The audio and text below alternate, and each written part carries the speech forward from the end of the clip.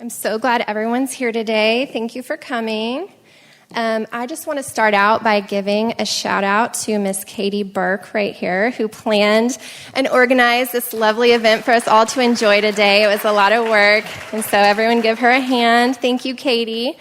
My name is Andrea Gilliland, and I am the South Campus leader for the Foster Adopt Ministry here at Christ Chapel.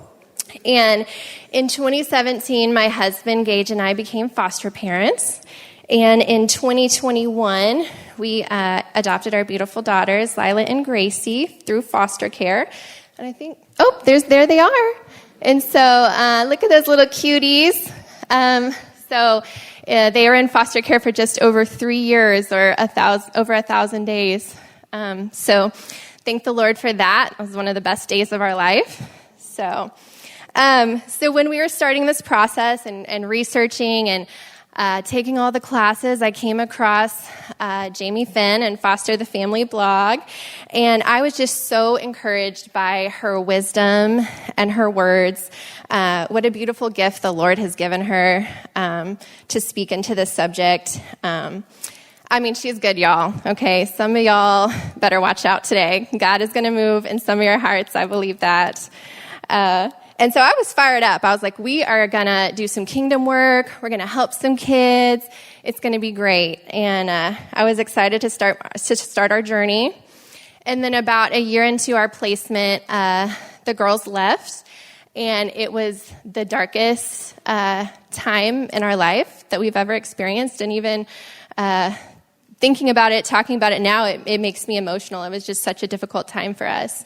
And during that time, we would just pray and read the word and then read Jamie's words that were just so encouraging to us. I felt like the Lord just ordained her words just to speak that truth back into our hearts of just exactly what we needed to hear during that time.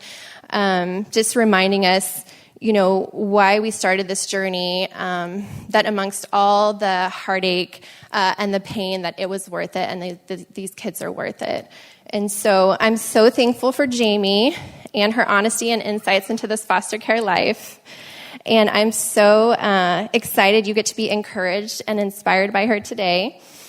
She's a foster mom, adoptive mom, author, blogger, podcaster, and my sister in Christ. Please welcome to the stage Miss Jamie Finn. That was super kind. Thank you. That was really kind. And we trust that when we're walking through hard things, that God is doing something in those hard things.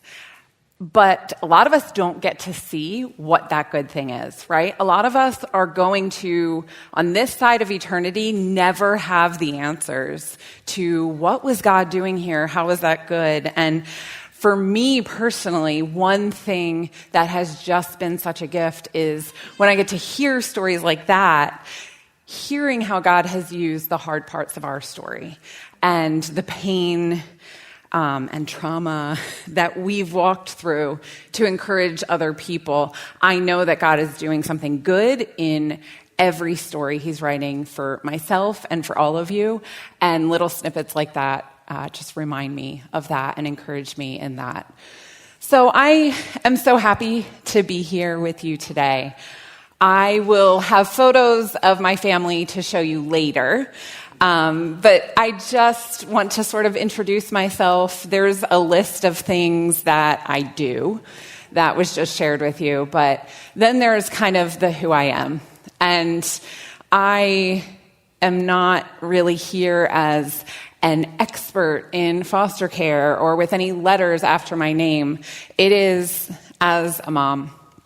As a foster mom, an adoptive mom, a biological mom who is walking alongside of you in this journey.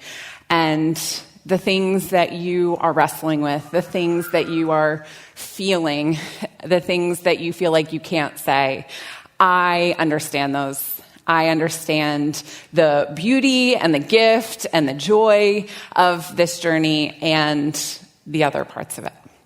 And so really I'm just coming to you today as a mom. And I pray that I'm able to encourage you, hopefully a little bit inform and educate. And so in this morning session, we're just going to spend time looking at God's word. And what I believe for these times when we are together like this is there are a few different things that we hope that we get out of it. One is that you all are gathered at tables with people who are on this journey with you.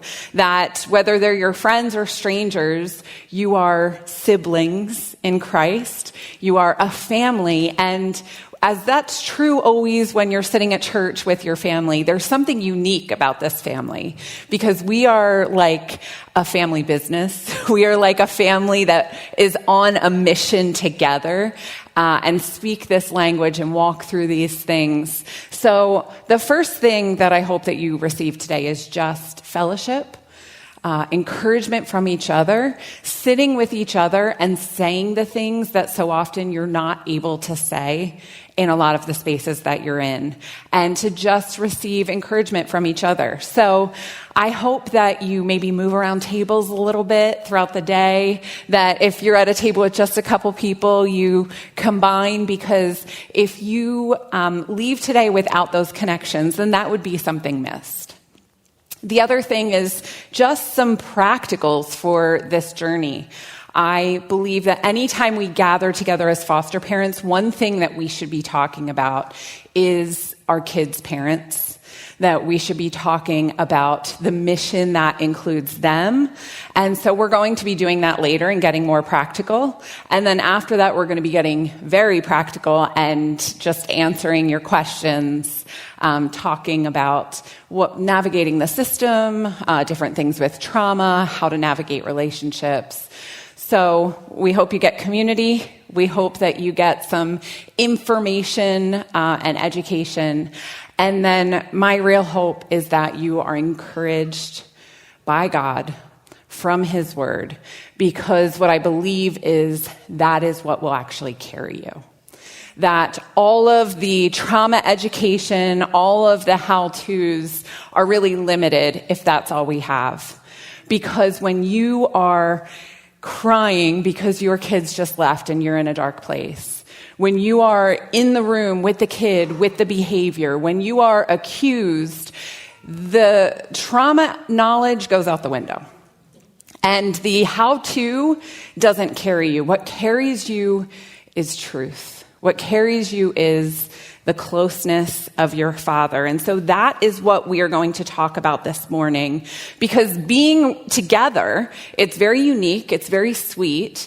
You hopefully feel really seen and like you can be vulnerable with the hard parts of your life. But when you go home, when you're not surrounded by other foster adoptive parents, when you're not listening to someone tell you this is worth it and keep going, you need something that's going to carry you then.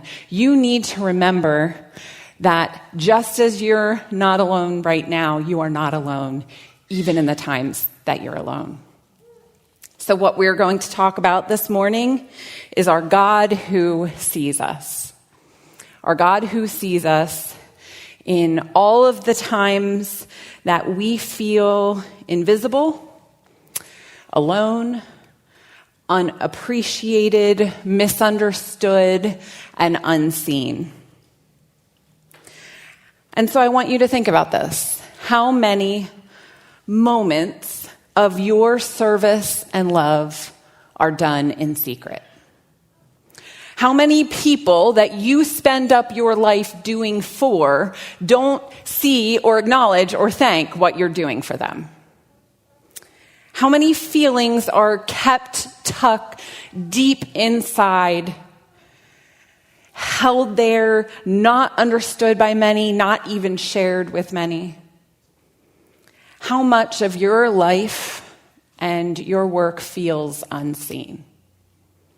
The idea of being seen as a parent is an interesting one because, my kids are like savants when it comes to seeing me. So a savant is someone who has like off the charts ability in one area, but really limited ability in the other. And so the deficiency that they have in seeing comes out in very interesting ways. They can't find anything.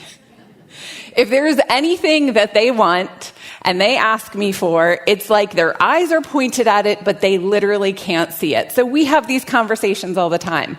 Where's my gym shirt? It's in your drawer. I can't find it. Literally open the drawer. Just put your hand in. You don't even need to look. Just put your hand in and it's there.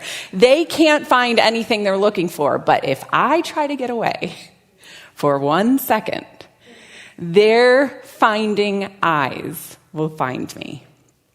I'm hiding in the bathroom or sitting in the corner chair or like in the pantry when you have your snacks that are hidden behind like the kids' snacks where the kids can't get them. And so you go in the pantry, you close the door behind you.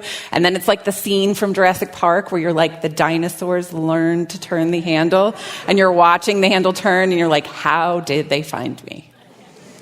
That is my kids. They have this superpower. They always find me. Their little eyes are watching me all the time. And as much as I have searching eyes on me, I still often feel as if no one sees what I'm doing. As parents, we are rarely alone. We are surrounded and maybe even watched and evaluated by those around us, and still we can feel unseen. This morning, I want to introduce you to a woman who was in every way unseen. Unseen in a way that we simply cannot understand. A slave. A woman owned by another with no rights, no protection, her value determined by what some man says she's worth. She is property belonging to someone, easily thrown away and forgotten and devalued and unseen. Her name was Hagar. And Hagar was introduced to us at the very beginning of the Bible, just a few pages into the history of humanity. Hagar was enslaved, owned by Abraham and Sarah, and at the beginning they're called Abram and Sarai. It's like Russian literature where everyone has two names, so we're just going to call them Abraham and Sarah as we follow their story. Abraham was a hero of the faith. In Hebrews 11, where we see the heroes of the faith lifted out, by faith Abraham, and more is said about him than anyone else. The people of God knew God as the God of Abraham. He was truly a father and hero of the faith. And we see here, he was not always faithful. I'm going to synopsize Genesis 15 and 16 for you. It goes like this. God has a plan for Abraham after probably decades of no son, which in this culture isn't simply about the heartbreak of infertility, which I know for many of us in this space, that is something that is known to you. There was the heartbreak of not being able to bear their children, but there was also this cultural piece that property went to your children, that your identity was carried on through your children. If you didn't have a son, your legacy died with you. But God has a plan. He promises to Abraham a son, and not just a son, a family, and not just a family with so many members that they will outnumber the very stars in the sky. And he makes a covenant. He makes a promise, the kind of promise that God makes where he is putting himself on the line. There's a moving, smoking fire pot and a blazing torch and the kind of things that you would think Abraham would understand God is serious and take him at his word. And these are the words that he says. He will give Abraham a son so that all the families of the earth will find God's blessing through you.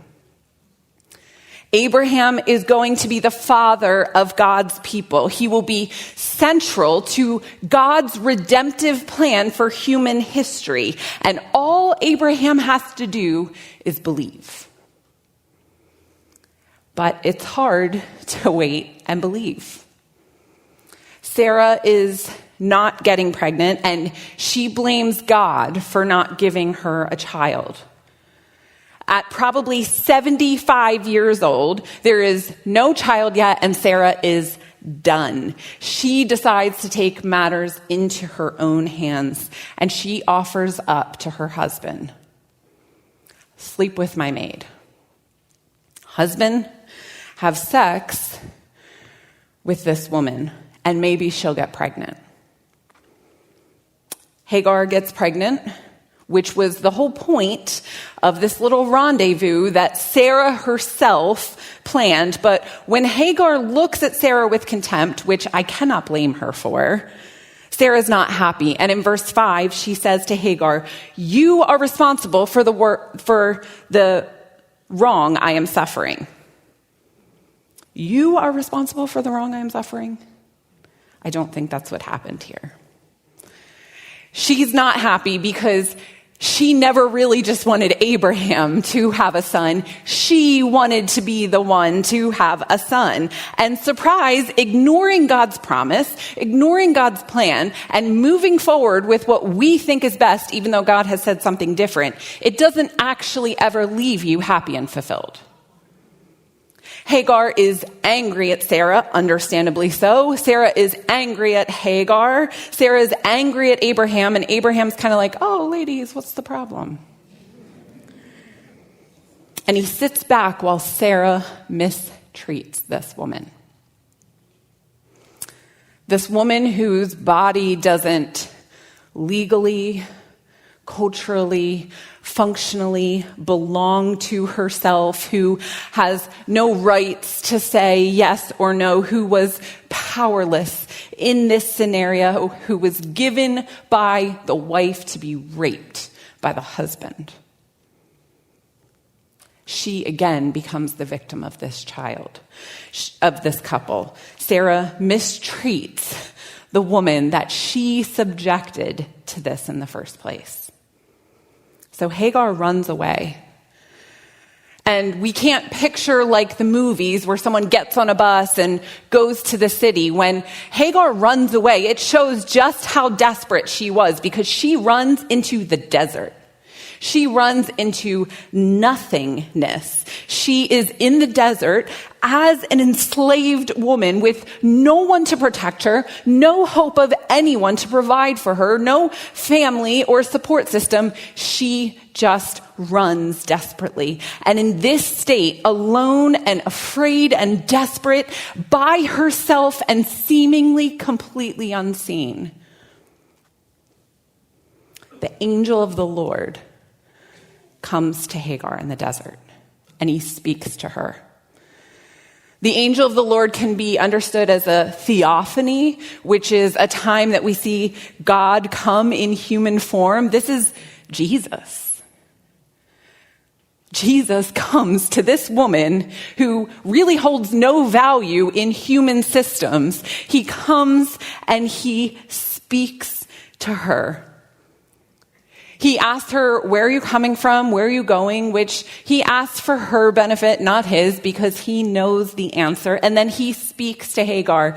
He says, Go back to Sarah. And speaks about her son and names him and talks about his life and destiny. And then Hagar speaks. In verse 13, we read something shocking. She gave this name to the Lord who spoke to her. "You are the God who sees me." And she said, "I have now seen the one who sees me." No one, male or female, free or enslaved, important or faithful or wealthy, no one up until this point has given God a name. That is just not something that people did. Yet this woman, this enslaved woman, raped and mistreated and unseen, she names her God. She becomes the first person in the Bible to give God a name. And what is the name that she gives him? El Roi, the God who sees. I don't dare compare myself to Hagar and her experience of being unseen. I'm not trying to act like I understand, but I do want to share with you what my in the desert moments look like. It happens sometimes in the middle of the night when it's 2 a.m. and I wake to my child who faced some trigger through the night, and their brain is flipped into such a fear state that they're lashing out in every kind of violence and aggression towards themselves and anything around them and me. And there's nothing that I can do to calm them down, so I put on my best Karen Purvis voice, and I look at them with my kind eyes, and I sit there while my child is inches from my face, fist cocked in front of me. I'm going to punch you. I hate you. Desperately banging on the second-story window. Neighbors, call the police. Take me from this family. I want a new family. Kicking me and throwing things at me and screaming at me in the middle of the night. I am alone. I sit in the dark room. And besides this child who's there looking at me and doesn't see me, I have tears stream down my face, and I think, I'm all alone. This is never going to change. This is never going to get better. What is the point of this? How is this my life? I can't keep doing this. I sit in a dark room and I feel unseen. I am no Hagar, but I am a mom with overwhelming feelings of fear and sadness, feeling unseen. You might notice that I keep saying feeling unseen because the truth that we're going to talk about for the rest of our time together, the truth that I pray God tucks deep into your heart is quite the opposite. Proverbs 15:3 says, "The Lord is watching everywhere, keeping his eye on both the evil and the good."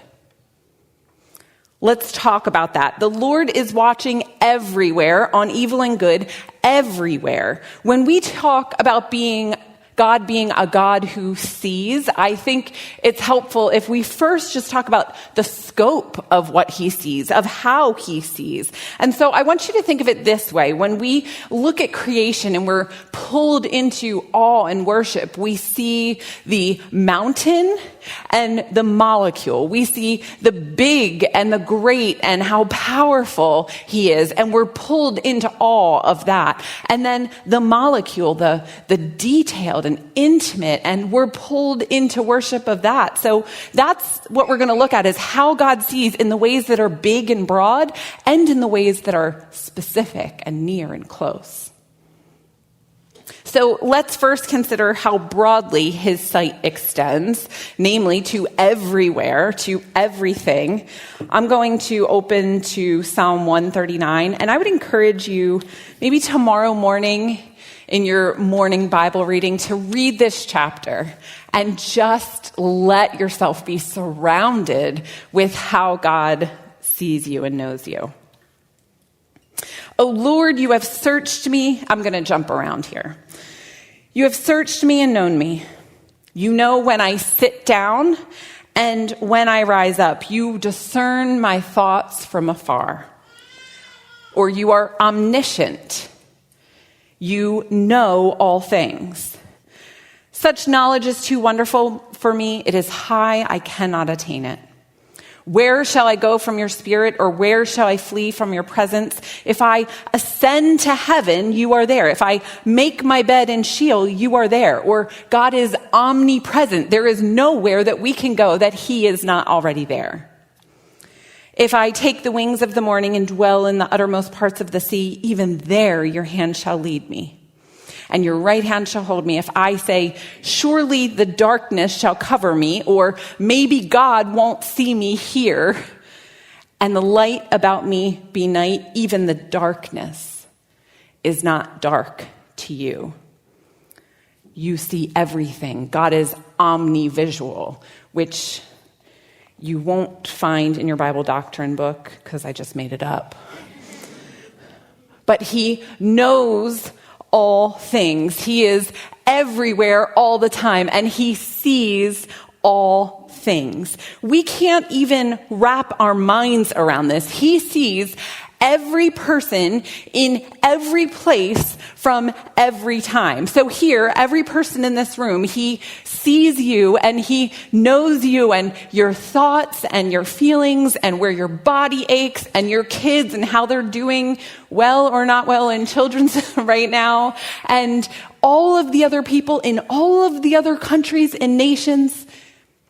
And he sees it all simultaneously. It's not like he has like a Rolodex where he can look back and gather information. He sees everyone completely all the time, from every time and every place, fully and simultaneously. But that's the mountain view, how he sees everything broadly. But also, what about the close, the small? Because God doesn't just see everyone and everything, he sees you specifically. God is love. That's something we say, and we can kind of picture it as like a force, like God's force of love that comes and exudes from him, rather than the fact that God is a person, not with a body like us, but a person who loves people. We know how deep and sweet love can be in relationship form, in that intimate relationship. That is the love that God has for you. He doesn't just love everyone generally. He knows and created things in you that he loves specifically and intimately. I used to think that meditating on how much God loved me, it was kind of like, I don't know, fluffy theology, something that you get past in your maturity, that it was self-centered to think that way. You want to know who doesn't want you to think about how much God loves you? Your enemy. Your tempter. But God, he wants you to think about how much he loves you. And how do I know that? Because he talks about it very specifically and very often through his word. Let's just pick one. And I pray that you, being rooted and established in love, may have power together with all the saints to grasp how high and wide and long and deep, 4-dimensional kind of love, and that you may know this love that surpasses knowledge. God wants you to think about his love and how extraordinary it is and how it doesn't even fit within the bounds of our understanding. But he wants you to understand it, to know it, and to seek the knowledge of it, that you may be filled to all the measure of the fullness of God. You are precious to him. You are his handiwork. He sees you and the ways that he uniquely made you and planned days for you. As Charles Spurgeon said, God sees you. Selecting anyone out of this congregation, he sees you as much as if there was nobody else in the world for him to look at. God sees you, and he loves you specifically. God also sees all that you do. Hebrews 6:10 says, God is not unjust. He will not forget your work and the love that you have shown him as you have helped his people and continue to help them.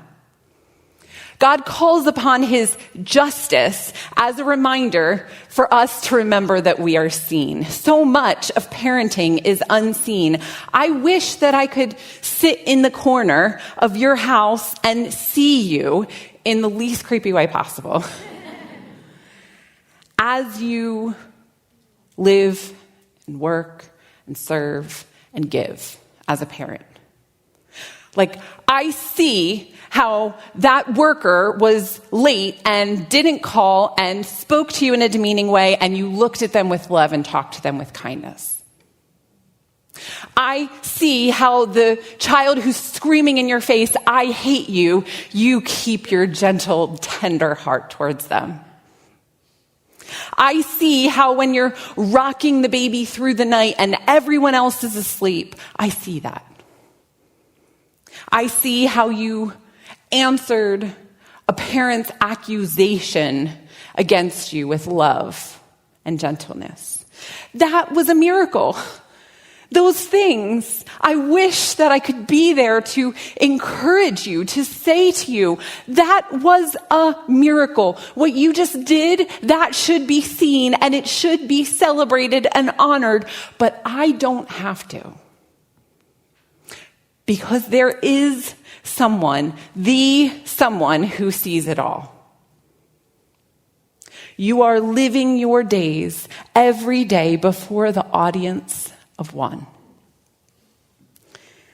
All the things that you do for all the people that you do it for, it's really all about him anyway. And I hope and pray that the people around you notice and encourage and honor what you're doing, but I'm not counting on that. But your God, he sees it. He celebrates it. He honors it. It's all done before his watching eye.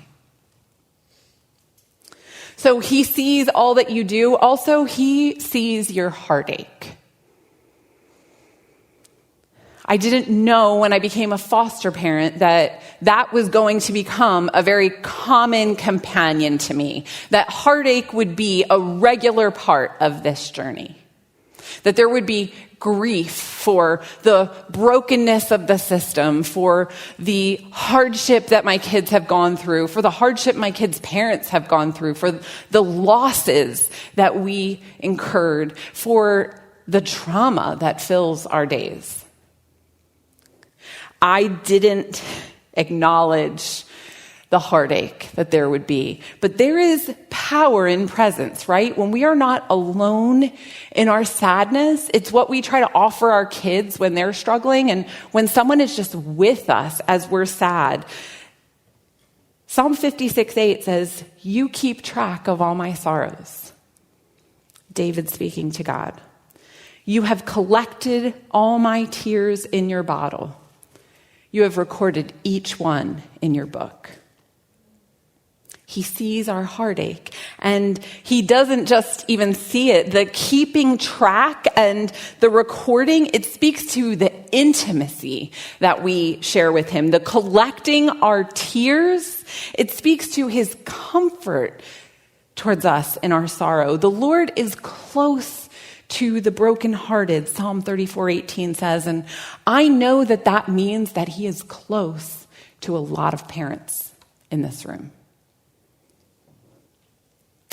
He sees you in your heartache, and the miracle of it is that it is the very thing that draws him even closer to you. He is close when you are brokenhearted. So when you cry, and I know that you will, I know that you do, imagine what is true, that he is seeing you, close to you, collecting your tears, comforting you. He sees your heartache. And finally, he sees you entirely. God sees you completely, constantly, fully, intimately. And you can't talk to God about seeing how he made and loves me uniquely and all that I do for him. You can't just tell me those things that he sees without me thinking of something else that I wish that he couldn't see. Something that I wish that I could keep hidden away from everyone completely. Jeremiah 16:17 says, "For my eyes are on all their ways. They are not hidden from me, nor is their iniquity concealed from my eyes." He sees me and loves me. He sees all I do for him. And you want to know what else he sees? He sees my iniquity. He sees my sin. He sees my failures. He sees my shame and the things that I wish that I could keep hidden away from everyone. He sees when I scream back at my screaming child. He sees when I'm angry in my heart at the social worker or the judge or the teacher. He sees when I'm judgmental towards mom, when I root against her in my heart and I hope that she fails. He sees when I doubt that he has anything good for me, that he is present in this mess of a journey I'm walking through. He sees when I question if he is good, if he could be doing anything good. He sees when I think unspeakable things about my kids, their parents, how I wish my life ended up, how I wish my life could be. He sees all your iniquity and sin and failures and shame and the things that you wish you could keep hidden from everyone. And as he saw all of this, before he even created me, before I even did any of those things, he created a rescue plan for me. The God who sees, he saw me and the need, the mess that I would get myself in. And he said, I'm not going to leave her there in her iniquity, in her shame. I am going to send my son to live amongst her, to live perfectly, and then to be tortured and killed and receive the punishment for all that she's done. And all I have to do is turn from it and cling to his saving grace.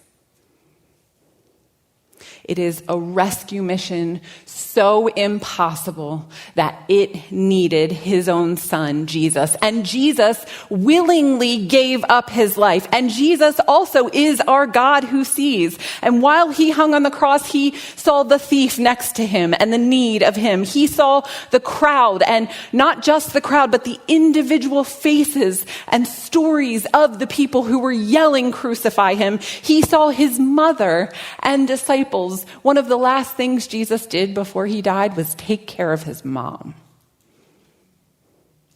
And he saw you. You weren't there, but he saw you. And he saw all of you, the shameful parts, the iniquity, for the joy set before him, for the rescuing of you that was before him. He suffered the cross. And as he saw you, he died in love for you so that you could be his. So that you could know him in the ways that we've been talking about, with this intimate love, with this just love that sees all you do for him. And as he cried out, my God, why have you forsaken me?" As the God who sees looked on his son who he loved and actually turned his face away, as the God who sees didn't even look, he, in that moment, in that most desperate time, he purchased for you and for me life and freedom and adoption into his family. He is the God who sees all of us. And when he sees, he comes towards in compassion and love and rescue. Hagar named her God the God who sees me. And then she says, I have now seen the one who sees me.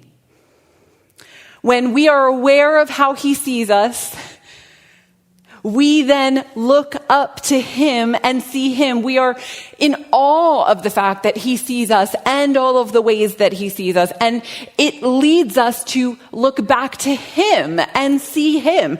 God sees me, and now I look back, and now I am the one who have seen the one who sees me. Because the point here isn't just that we should feel important and special. The point is that we become aware of his seeing, loving heart towards us, and it pulls us in such awe of him that we worship him, that we give ourselves to him, that we make this all about him. And that is my prayer. That is my heart's cry. If you leave this time with education and friendships and all of that, that's great. But what I really deeply pray for you is that you become more aware of the God who sees you so that you can see him. So that you can be drawn into worship and see the one who sees us.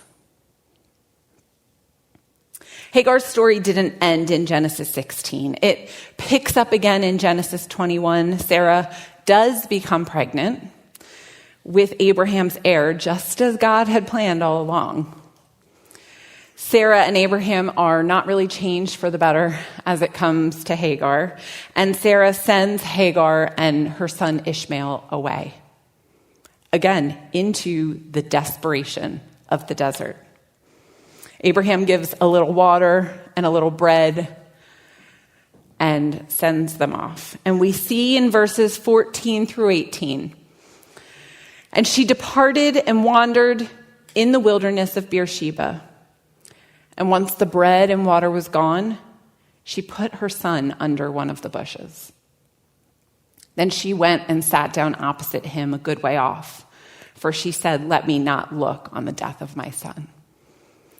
And as she sat opposite him, she lifted up her voice and wept. This woman is desperate. This mother with her child is desperate. And then you want to know what God did? This God who saw her, this God who she already saw, he gave her the ability to see. In verse 19, then God opened her eyes as she sat in desperation, believing that her child was going to starve to death. God opened her eyes and she saw a well of water. And she went and filled the skin with water and gave the boy a drink. I am in a room full of some desperate parents.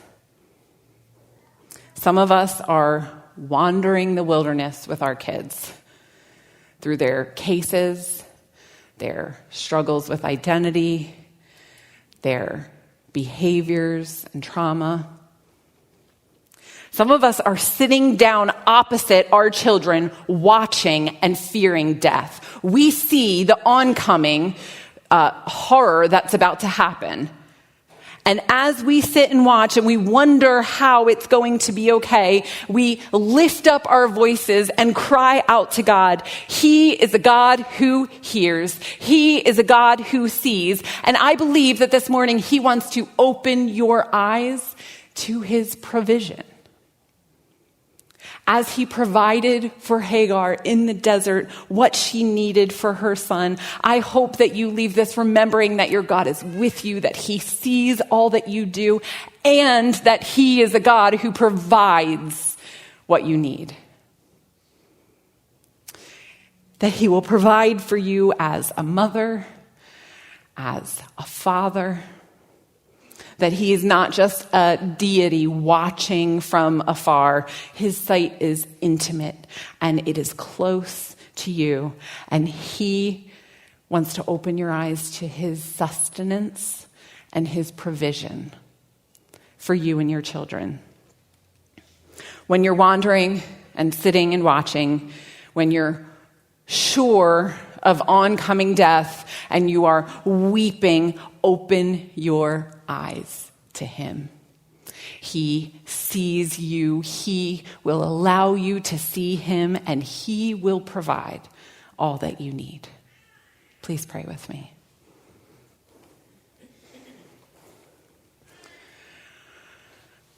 Oh God, what is man that you are mindful of him? May we just be in awe of how incredible, unbelievable it is that you, God on your throne in heaven above, the almighty creator, that you would condescend to look at us, to send your son to walk amongst us, to love us. It is a miracle. May we be in awe of the miracle, God. I pray that you will tuck into the hearts of each person in this room a new, sweet knowledge of your love for them, of your closeness to them. And when they are in their dark times, when they are walking through the hard times, may they remember that you are with them and that you see them. May it bring them great encouragement and peace and joy. God, be with us through the rest of our day. May we leave this time loving you more and knowing your love more. In Jesus' name, amen. Good morning, y'all. If everybody wants to make their way back in here, we are going to get started again. I just wanted to thank you again. I know a few people have said it, but I just wanted to say thank you again to everybody who is here. I know a bunch of us tried to post it everywhere and send as many messages and get as many people here as we could. Kind of my history with Jamie. I was licensed in January of last year, and my best friend who is here was like, hey, you need to come see Jamie. She's in Arlington. And I was like, wait, I think I know her. And I had already followed her on Instagram, but Instagram and the way it likes to send you what it feels like, I hadn't really seen a lot of her stuff. So, but I went to see her last year, 2 weeks after I got my first 2 placements. So these little cuties, they were 1 and 2. Their names are Orlando and Zalia. I call them Olo and Ia. Everybody does, really. And I went and saw her. Like I said, they had been with me for 2 weeks, and I had no idea what I was getting into. I had told my agency, which is pretty much this table over here, that my preference was an infant. I was like, guys, I'm a single person. I work from home. Let's start with 1 baby. And after 8 calls, they were like, how about 2 toddlers? I was like, let's do it. At that point, I was just saying yes, because I was like, this is process. I was licensed for, I think, 2 months before I got them, and I had said yes to 7 of the calls. So seeing Jamie 2 weeks after getting the kids, I don't know kind of where my heart was as far as foster care. I knew God had been calling me to it for a while, but hearing her talk for an hour and a half, my whole vision of foster care completely changed. I sat there and was convicted and encouraged and motivated, and God truly just put a passion in my heart for his heart, for foster care, for kids in foster care, for bios, for the parents, and just really changed my entire focus on what I was doing. And I am grateful that it happened 2 weeks in, and I didn't have enough time to form my own viewpoint of foster care. And after that, I had read her book before I went and saw her. So, not really knowing much of foster care at that point, but was very moved and encouraged. And I know everybody did get a book, which is amazing. Please read it. It will be worth your time. And as a friend said, it was very hard to get through the first 3 chapters. Get past the first 3 chapters. It's hard. It's the nitty-gritty of foster care and what we go through. But there are so many truths. When I tell people about Jamie, I always say I don't know, explain her she's just amazing, the way her passion and her vision for foster care. And then I always follow it up and I say, she backs it up with the word, because it's just God's heart. That's all it is. It's just, I think sometimes we just need to hear it in different ways. And Jamie has a way of convicting us in love and telling us the truth the way we need to hear it. I have been attending Christ Chapel for the last 2 years, and at one of our trainings in March, I had mentioned Jamie Finn's book, and pretty much nobody knew what I was talking about. And I was like, okay, Jamie needs to come speak to everybody. And so that's kind of why she's here now. So we are super grateful to have her. Just kind of my journey here. So I've had these two for the last year and a half. And in September of last year, we got this little sweetheart, Braden. He was 2 weeks old, and we had him for 5 weeks. And no, my home was not open for a third child. But got a text at about 11:30 at night one night saying, I've got 2 toddlers and a baby, take your pick. And I was like, okay. They had called like 25 other families and nobody could take them at that point. So, what I didn't know was that I had capacity for an infant. And after he went home, which I struggled putting this picture in, but this is foster care. And after only 5 weeks, but the bond of having that little guy with us and him leaving was very difficult. I'm very grateful that he went to a kinship placement with his sister, and I have connection with his mom, and I get to babysit him and love on him still, which is amazing. For a while, I visited this little guy in the hospital. He was detoxing, and for a couple of weeks went there, and literally the day I was supposed to room in with him and bring him home, the hospital was like, you're not taking him. They found a family member. And I was like, okay, cool. So that was a whole roller coaster in itself of like relief, guilt for feeling relief, sadness, like just all of the emotions. And then I opened my home after the first little guy. I was like, okay, we can take a third child. And in February, this little sweetheart came to us. And as you can tell, he is smitten with the toddlers, and they are the same with him. He has been such a joy. We go here, and obviously childcare, literally every Sunday is like, he's just so happy. Like, he just smiles all the time. And it's true. He just wants to smile, and he will let you know if he is hungry or if he needs to sleep, and that's about it. So this is currently our crazy home. And I love it, and I get no sleep, and I feel like I don't know how I make it through half of my days, but somehow I do. Kind of one of the big things I wanted to talk about today, just really briefly as far as like my story and my journey with foster care, kind of happened about 3 weeks ago. When a caseworker walked into my home for the toddlers, and because they're 2 separate cases, and said, so their rights were terminated in March, and my heart has been to adopt, but my finances don't want to line up with that.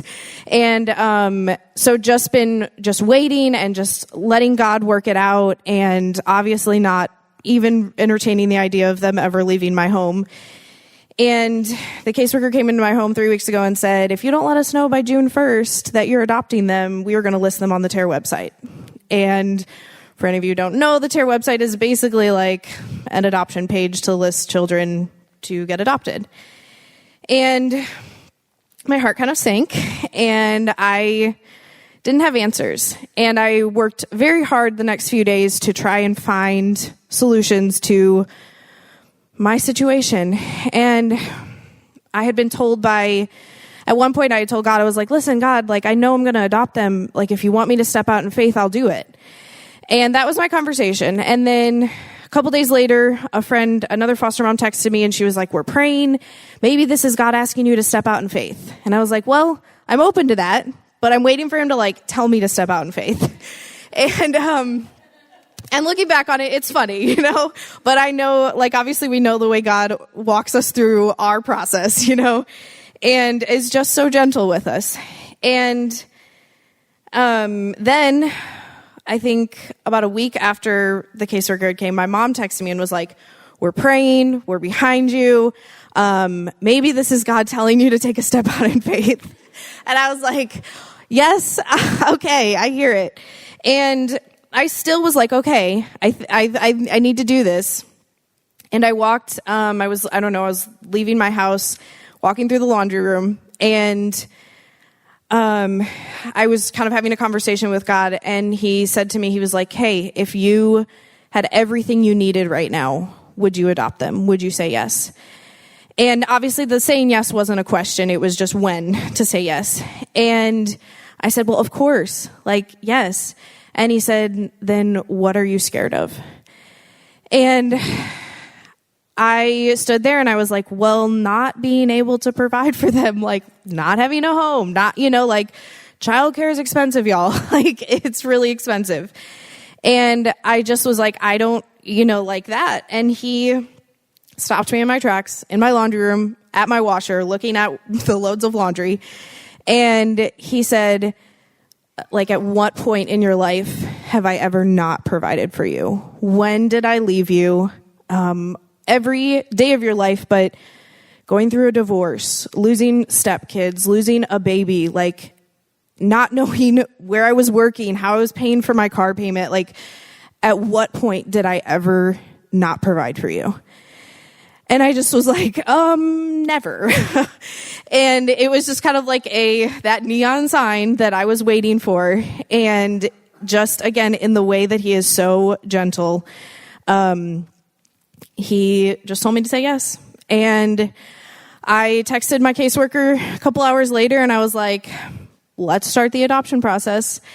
And I still don't have all the answers. God has definitely, like literally the next day, caused me to find another daycare that is cheaper, caused them to be open to give me a discount because I told them, I was like, do you offer a discount? And they said no. And then I called back the next day and they're like, we're going to give you a discount.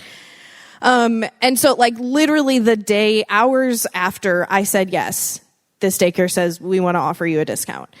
And I am free in knowing that he's providing. Like I was talking to a friend and I have a lot of people who are fighting to try and find ways and help me. And we're just, strategizing. And I was just talking to him outside this morning and he was like, well, what about this and this? And I was like, I'm not worried about it. Like, I should be, right? Like I should be freaking out because this adoption will probably finalize pretty quickly. There's probably not going to be a lot of like appeal process and stuff. But I'm not, because never once has he left me. Never once has he not provided for me. And my question to you guys today is, what are you scared of? What is holding you back from saying yes? Whether it's foster care, whether it's your job, whether it's your family, whether it's your church, your relationship with God, what are you scared of that is keeping you from just taking that step? Because if he's never failed you before, he's never going to fail you again.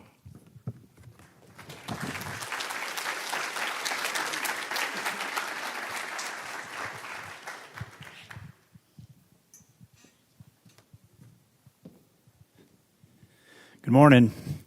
My name is Doug Jennings, and my wife Hillary and I have the privilege to work with all these superstars at the different campuses that we call Foster and Adopt Ministry here at Christ Chapel. And so by us working with them, they get to work with the heroes like Amanda and all of y'all sitting out here that take care and take responsibility for these kids. Y'all are inviting chaos into your home. You're inviting things that you don't even know what's going to happen to be part of your life. And that is hard.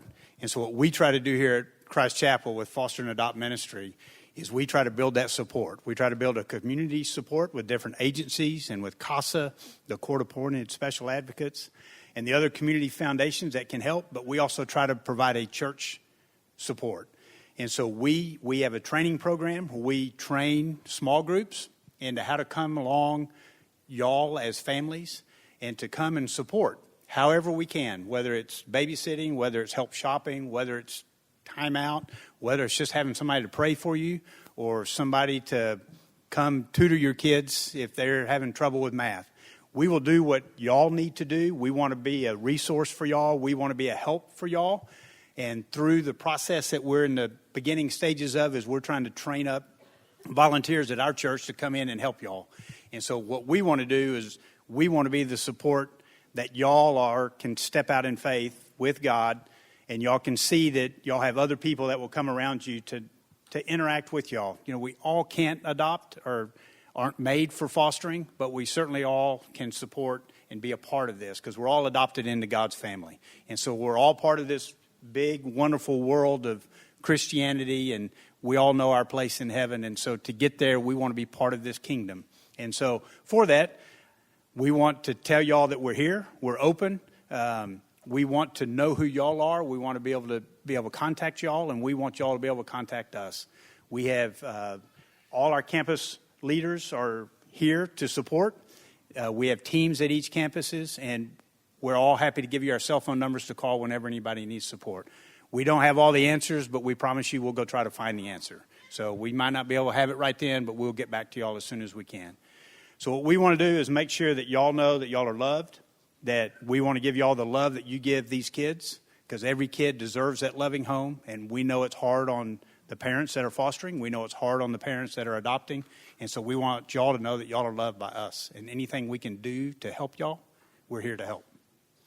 And so with that, I want to tell y'all we have a luncheon tomorrow that people are open to come to with hearing some more teaching from Jamie, but also just hearing a little bit more about what we're doing as the Foster and Adopt Ministry. So we appreciate y'all coming. If you don't have a contact person at one of the campuses of Christ Chapel, please either see me or some of the people that are speaking here today, and we'll give that to you, or we'll all be here tomorrow also for the luncheon. So we want to support you. I know I'm the last thing in between us and lunch, and so I don't want to speak too long. And so what I'm going to do is I'm going to pray for our lunch, and then we'll get dismissed, and lunch will be served just across the hallway here in the coffee shop. So if y'all don't mind bowing your heads for a minute. Father, thank you for this day that you made for us. Thank you for the blessings that you share with us so generously. Help us always remember to freely give what we receive and be supportive of these young kids and these infants, toddlers that just are looking for a loving home. We know you'll provide for them. It's a matter of timing, and it's a matter of hearts being opened. And we love watching the way you work through all these individuals, through support or through opening their homes or just being a listening ear to hear the complaints, but also hear the resources and hear the surprises and to hear the victories. Father, we thank you for being the creator of all this world and everything that we live for and in. And we appreciate most of all that you care about us individually. Keep watching over these children. Keep finding them homes. We love you, Father. We appreciate you sending your Son to save us on the cross. In your Son's name we pray. Amen. And everybody is dismissed to grab some lunch and come back in. Thank you all very much.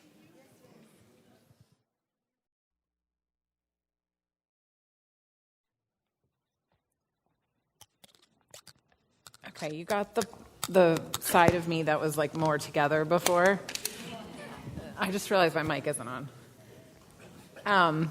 And I have this embarrassing moment anytime I do a workshop where my desktop comes on the screen for a moment and you all see what my brain looks like on a computer screen, which is chaotic.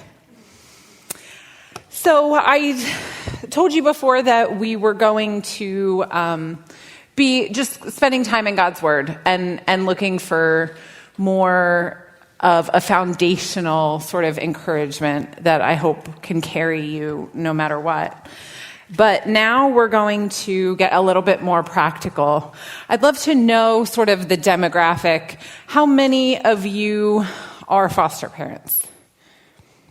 Okay. How many of you adopted out of foster care? And how many work within foster care? Okay. So this workshop is catered towards those who are parenting through foster care.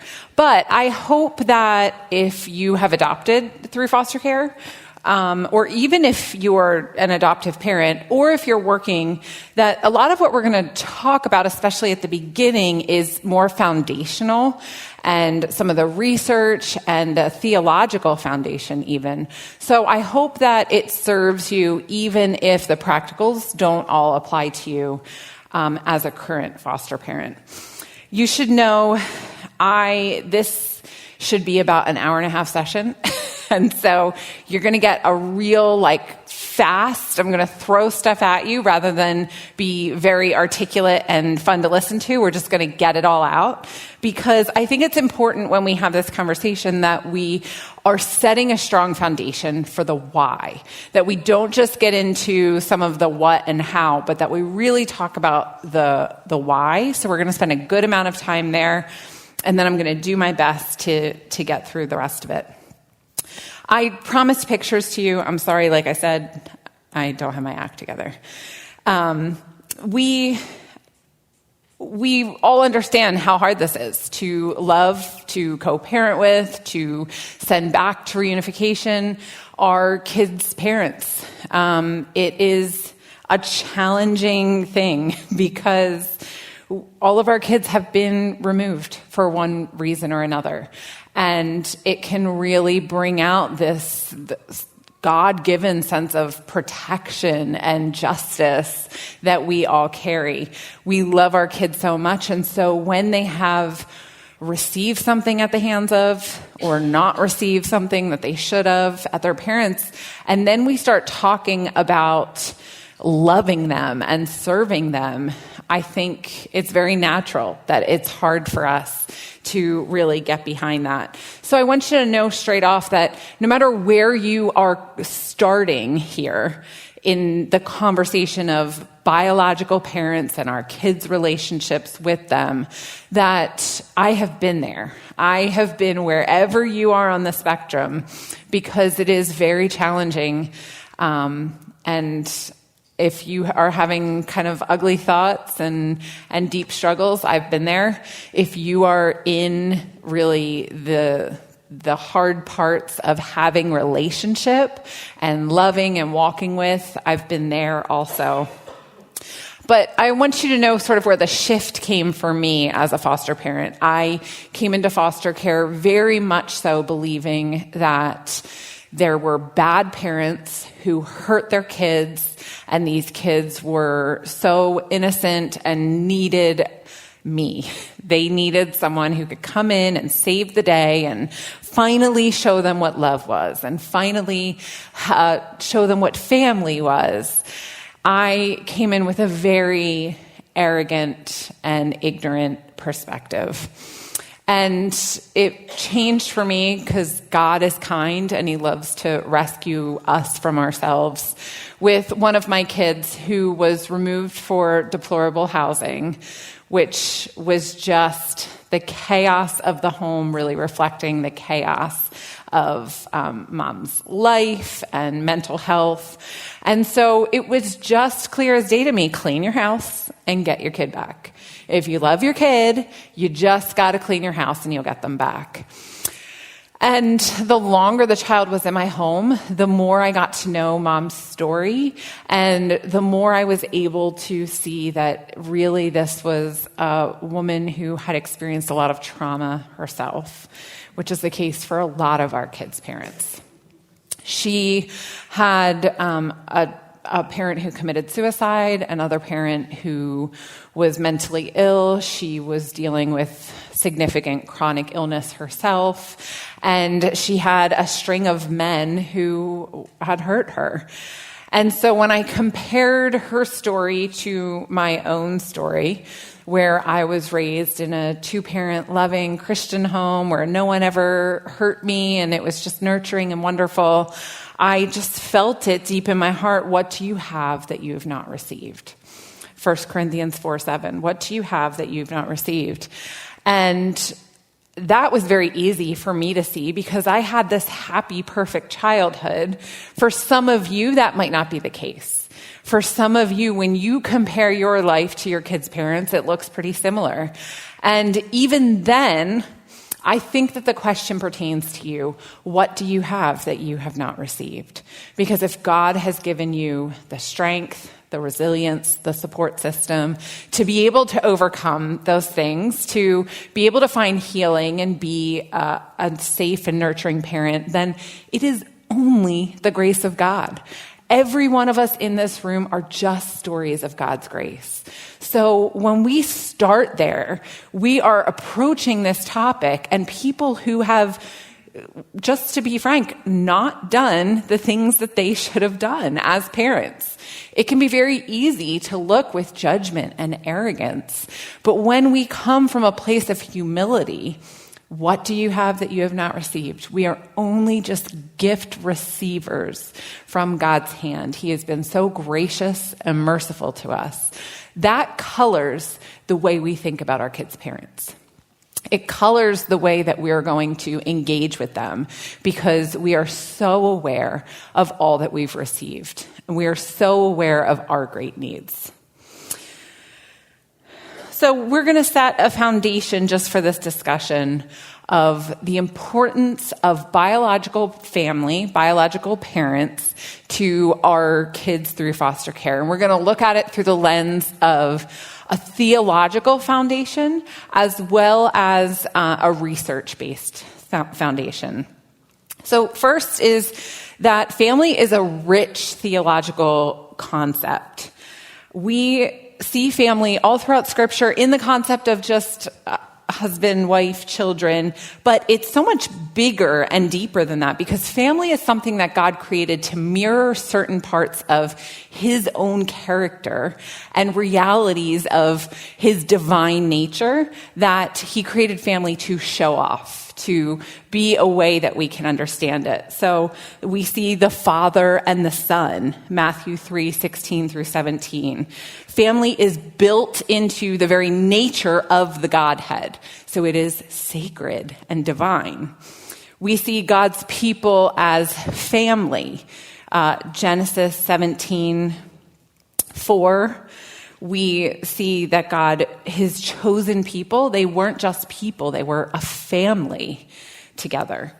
We see our adoption as children of God, right? The way that we know God and are part of his family is through adoption, Romans 8:15. We weren't just sort of forgiven and allowed to be in God's presence. We were adopted into his family. We see the Christ and the church being a reflection of marriage, Ephesians 5:31. So there's this picture within the family of our relationship to Jesus. And then, of course, just the family of God, Ephesians 2:19.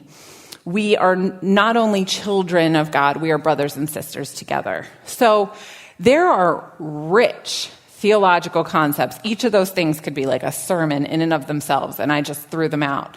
That when we talk about family, it's never as simple as just a logical, well, where should this kid be? What sort of makes sense?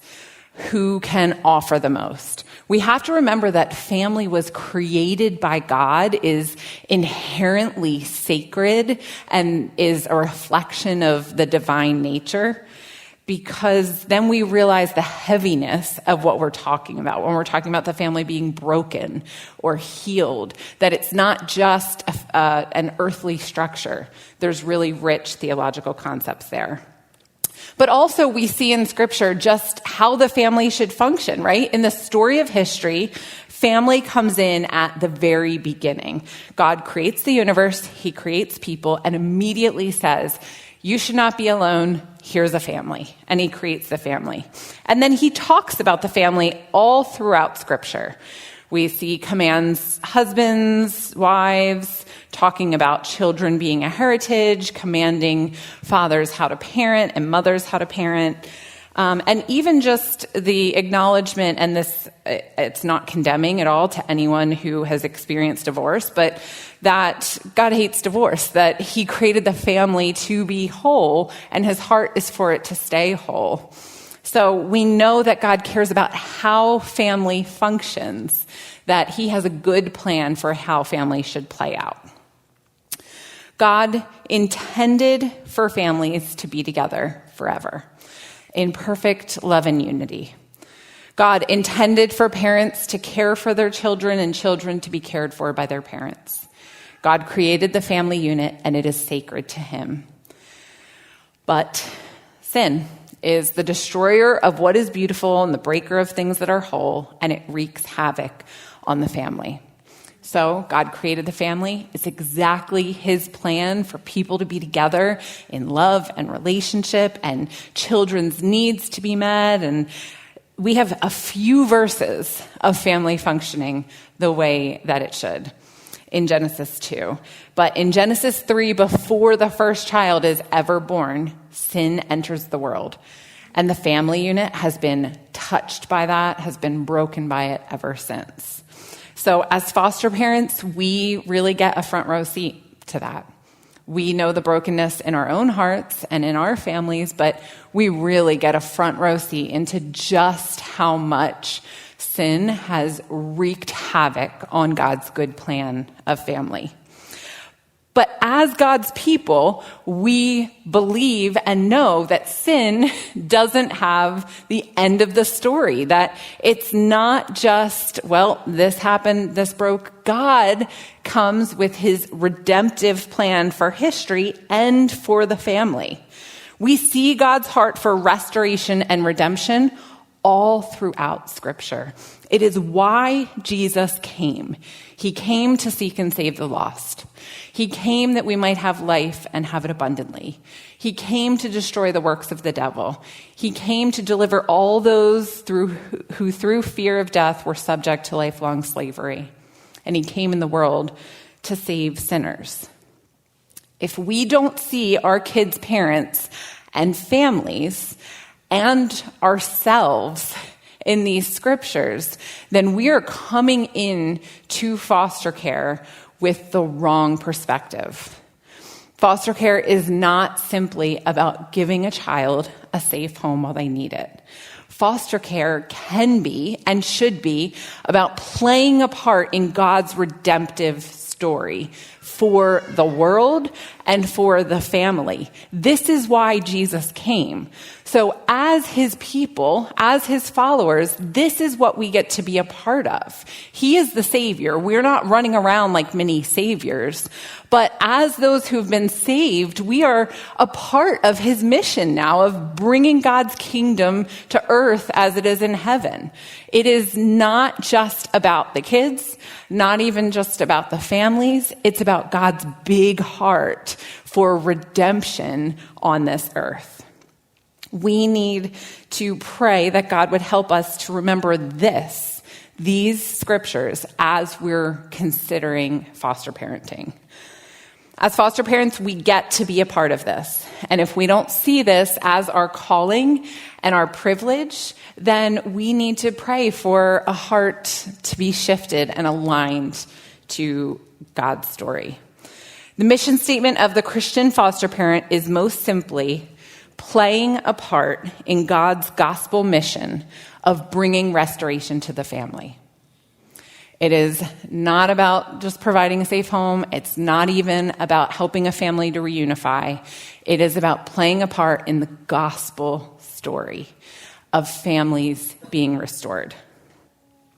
But there is no easy answer here because we are both people who've been redeemed and restored, and so we're set on mission for that. And we are parents who deeply love the children in our care and are committed to their protection. So those two things can feel like they're in opposition. Like, okay, are we fighting for redemption and restoration, or are we going to really protect these kids? It can feel like they don't go hand in hand. And I want something that goes hand in hand. I want just like an easy, tell me what to do and I can do it. Let me follow the rules. Sort of applies in all situations, but it is not that simple. And so as Christians, we have to become comfortable with living in the tension of both of those things. The both and of foster care. It is about both of those things. Protecting children and striving to play a part in God's redemptive work within the family. I have experienced as a foster parent. I have adopted 3 children out of foster care. I have testified against biofamily in court. I have advocated against reunification happening. So as I'm sharing this, you need to know that I understand that kids need to be protected from their parents, and sometimes forever. But above that, and always informing that, is a belief, a foundational conviction that God's heart is for the family to be restored. As I'm advocating for a child not to go home, there is a wrestling, a holding on to this foundational belief that God's heart is for the healing of the family. As Christians, we understand God's perfect plan of what family is meant to be. As foster parents, we know that too often parents have demolished that plan. But as Christian foster parents, may we believe that God created families to be together, that his heart is for them to stay together, and may we do all that we can to play a part in him bringing them back together. So that was a real speedy sort of theological foundation that for me trumps everything else, because the research I can sort of argue with, and what's playing out in my home, I can consider what's in the best interest of the child and get sort of stuck in the details. But if I'm always starting with that foundation, oh God, you made the family. It is sacred to you. You created it to reflect things about yourself. You have good plans for how it should function, and your heart is for all things that sin has destroyed to be renewed and restored. That changes the way that I supervise visits. It changes the way I handle Mother's Day. It changes the way I respond to an accusation. The foundational beliefs actually inform our everyday decisions. But let's get into some of the research here. So I have some of the research cited at the bottom of these slides, if you want to check me. One survey is a survey of the attitudes of foster parents about biological families. We see here 42% negative, 10% indifferent, 17% difficult to deal with, and 31% sympathetic. So what we see here in this study is that about 69% of the foster parents were having attitudes towards biological parents that were not all that positive. 69%, 3/4 of foster parents were approaching biological parents with an attitude that was not really positive. And here is why this really matters, because we also see that foster families' beliefs directly correlates to the likelihood of reunification. So if 69% are coming in with beliefs that are not so great, and we see that beliefs actually directly correlate to reunification. And what are some of the ways this plays out? Let me just get practical for a minute. The way you believe about your kids' parents, it changes the way you prepare your kids for their visits. The way that you support and send things that you want your kids to have while they're on their visits so that visits are successful. The way that you help your kids process through the disappointments or the insults that have come from parents while they're on visits. It helps you in the way that you talk to parents who maybe are losing their entire support network. They're trying to either stay clean or leave a violent relationship, and they're leaving their community. And you get to step in and be a friend and be a support to them. It affects your willingness to sort of go above and beyond and create extra connections, extra opportunities for there to be relationship with kids and parents.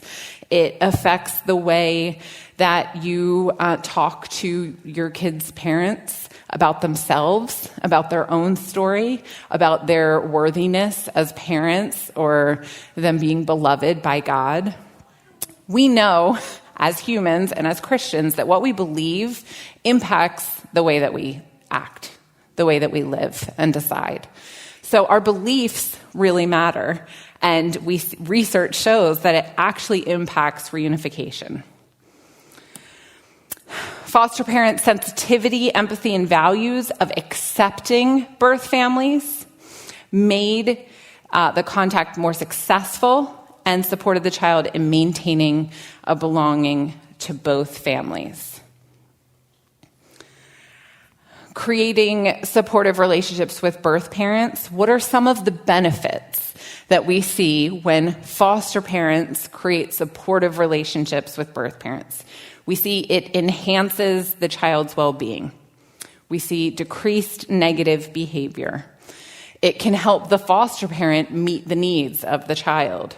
It can reduce conflict between us and our kids' parents. It can help the birth parents be a support to us and create lasting connection, even post-reunification. We see that the quality of parent-to-parent relationship between birth and foster parents increases positive discipline approaches and decreased harsh discipline. And this is post-reunification. So I talk to a lot of parents who are really scared for when their kids go home and feeling like their parents aren't equipped to meet the kids' needs. Well, one way that we can help them be prepared to meet their kids' needs is to be inviting them into how we're parenting them when they're in our home, in being in communication and relationship with them of the things that have worked and the things that are hard. We can sort of have this co-parenting mindset of supporting them. We see benefits of visits. And I don't know about you guys, but it doesn't feel after visits like there was a lot of benefit to my child, right? They come home, they're dysregulated, they're sad and scared.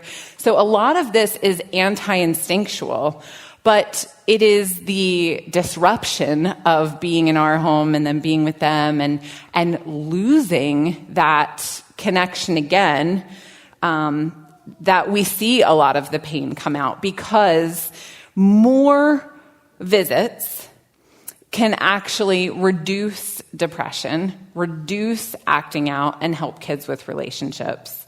We see that more visits, in this study, lower externalizing behaviors, whereas kids who had no contact with their biological mothers had the highest. More benefits of visits. Children who had more frequent visitation showed lower behavioral problems. These are multiple studies that are showing the same thing, that have, I think, a different frame of reference than a lot of the foster parents I know, where we think visits are traumatizing, they're better in my home. Well, often what it is that there isn't enough contact with biological family. That what is traumatizing is the fact that they've lost that family and then they've lost us within the visits, but that visits in and of themselves can be very beneficial. This is a study within adoption. Again, just we see the benefits. So I don't have a slide here, I'm not sure why, but one more study that I want to highlight. We see facilitating positive connections between foster parents and birth parents. Listen to these 4 different benefits. Increased family connection, reduces childhood trauma, expedites permanency, and increases the likelihood of reunification. If you were to ask me the 4 sort of pillars that I hope would happen as a child is in my care through foster care, it would be those 4 things.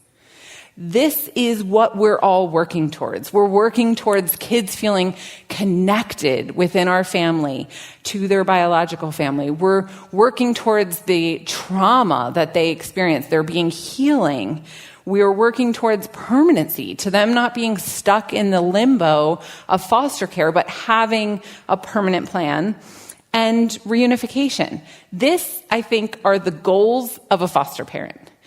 And how do we see these things happening? And then through all that research that I just talked at you for a while, It's facilitating positive connections between foster and birth parents.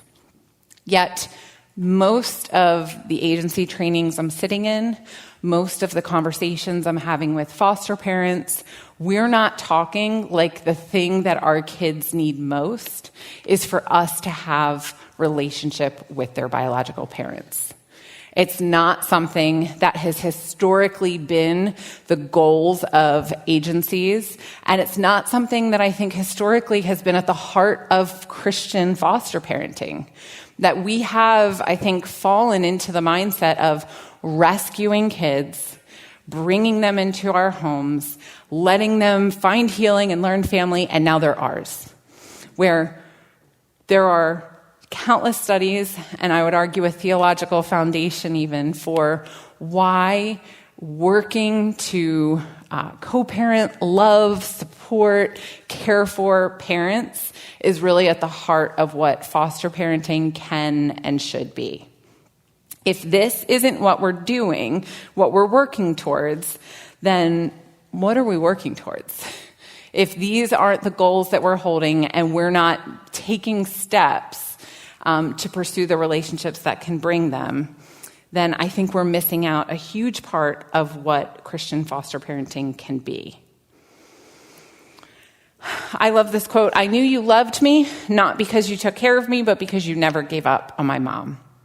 And I think another thing that can really serve us is to listen to the voices of former foster youth and adoptees, and to listen to the way that they talk about how biological family has always been important to them, is integral to their sense of identity, family identity, cultural identity, that there's a lot of trauma in losing those connections.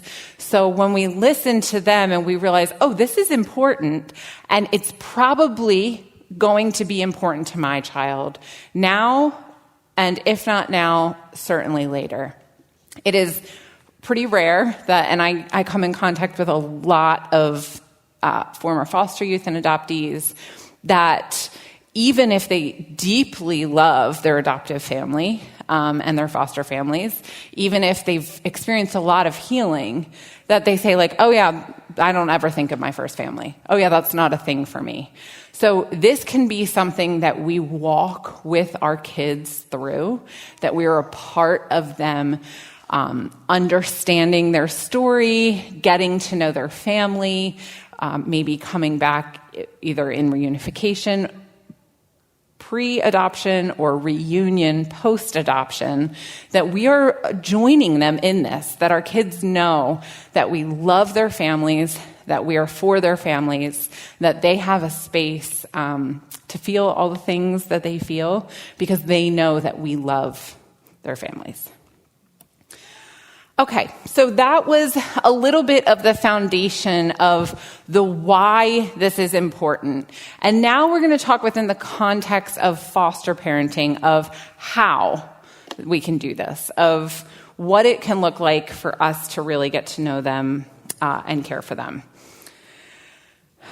So let's, first idea is a back and forth journal.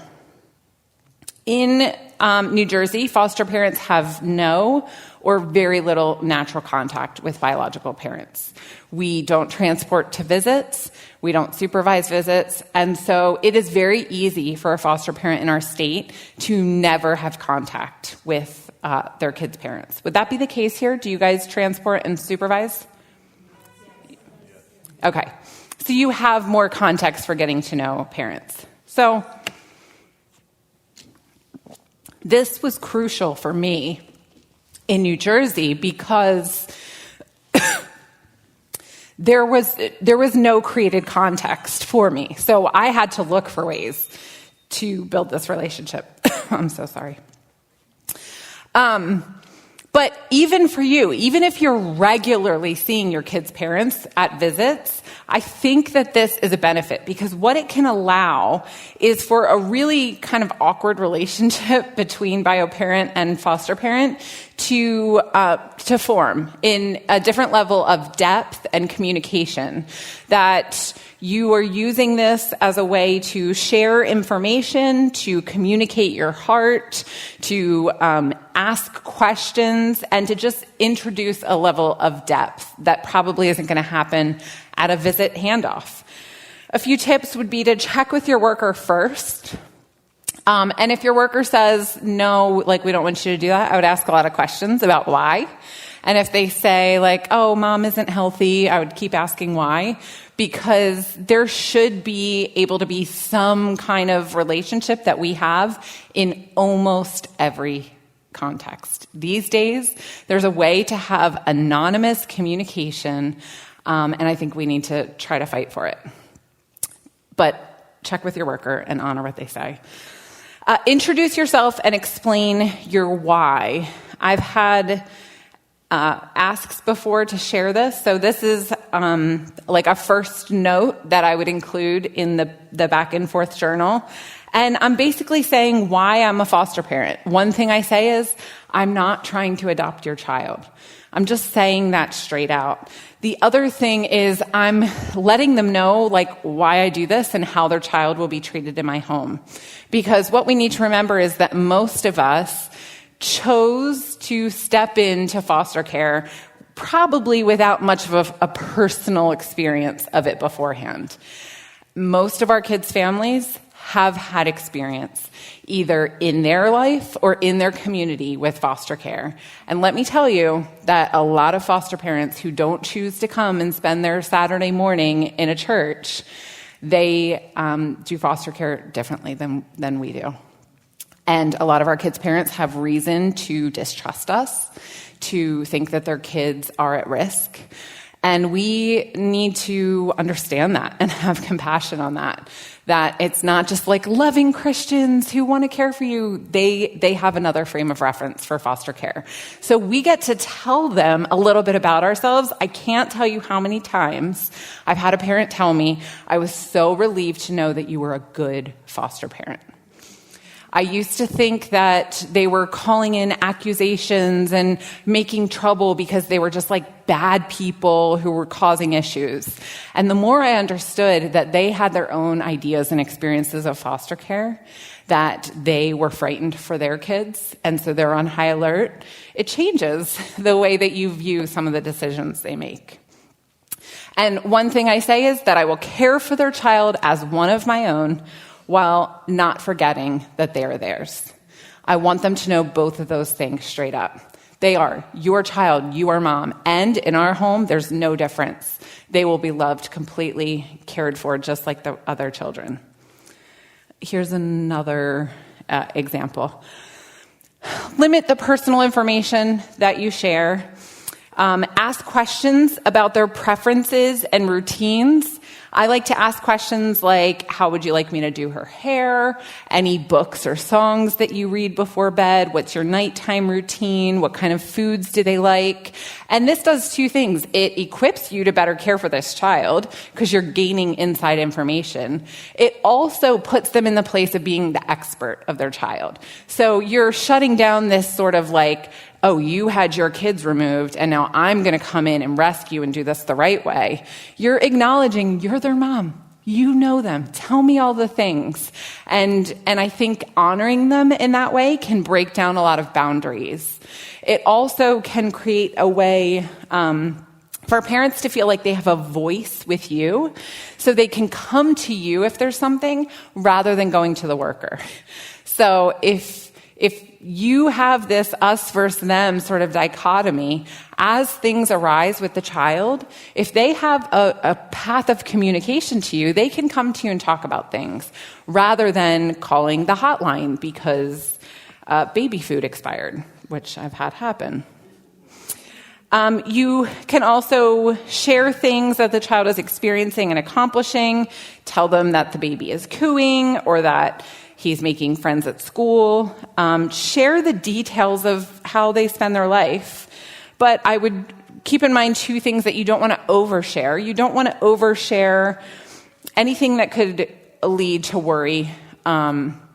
Anything, I wouldn't I wouldn't go into too much detail with some behavior things or health things or anything like that until reunification is imminent.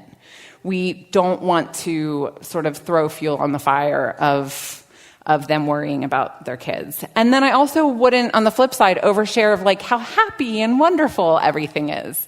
You want them to know like your child is being cared for, but not like she just loves her foster daddy so much. And you want to be sensitive. Think about if your child was being cared for by someone else. And then include a pen as a hint. I want to hear from you. And I'm sending this on visits. I'm writing out questions and things, and then I'm hoping that it comes back with more.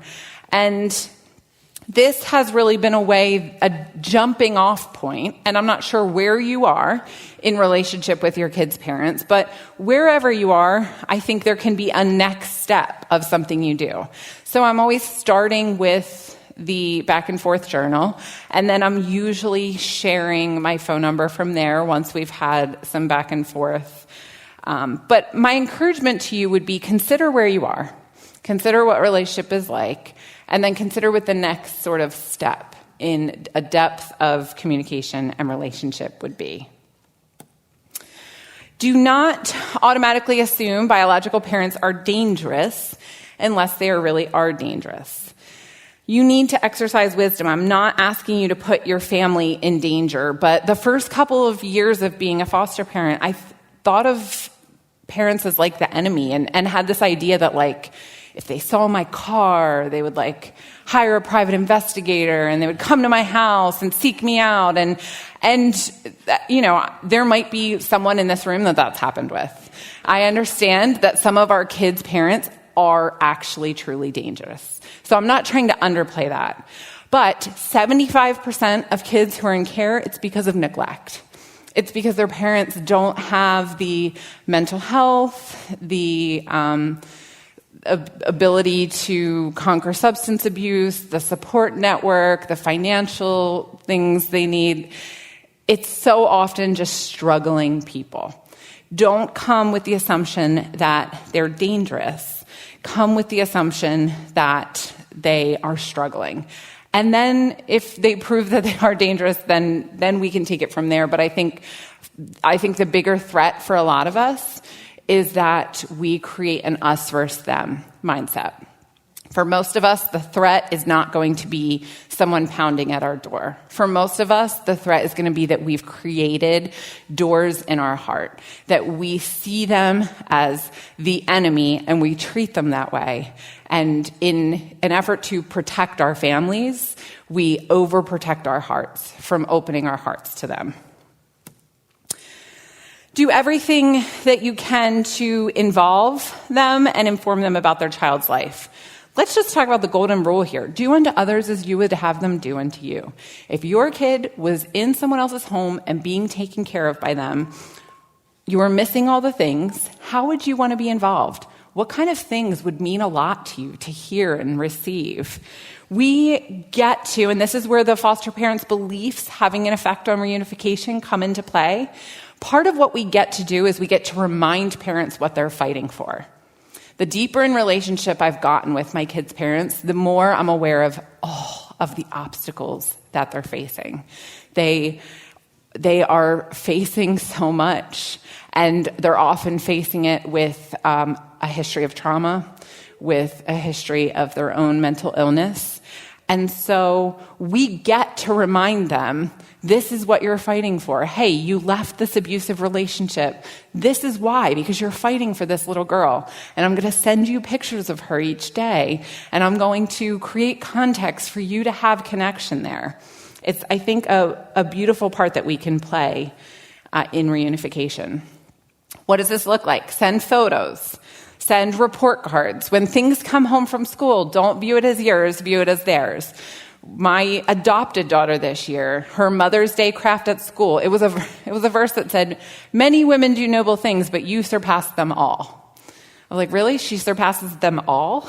Like, including me? But it was let's take this. We're going to give this to your mom. That was what she wanted to do. And it was a way to honor her mom.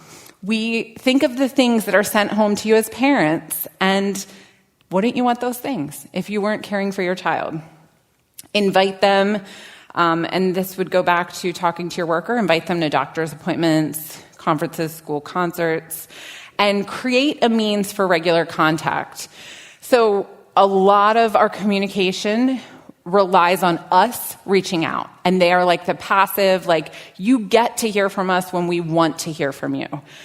Create a path where they can reach out to you. And we're going to talk about boundaries a little bit later.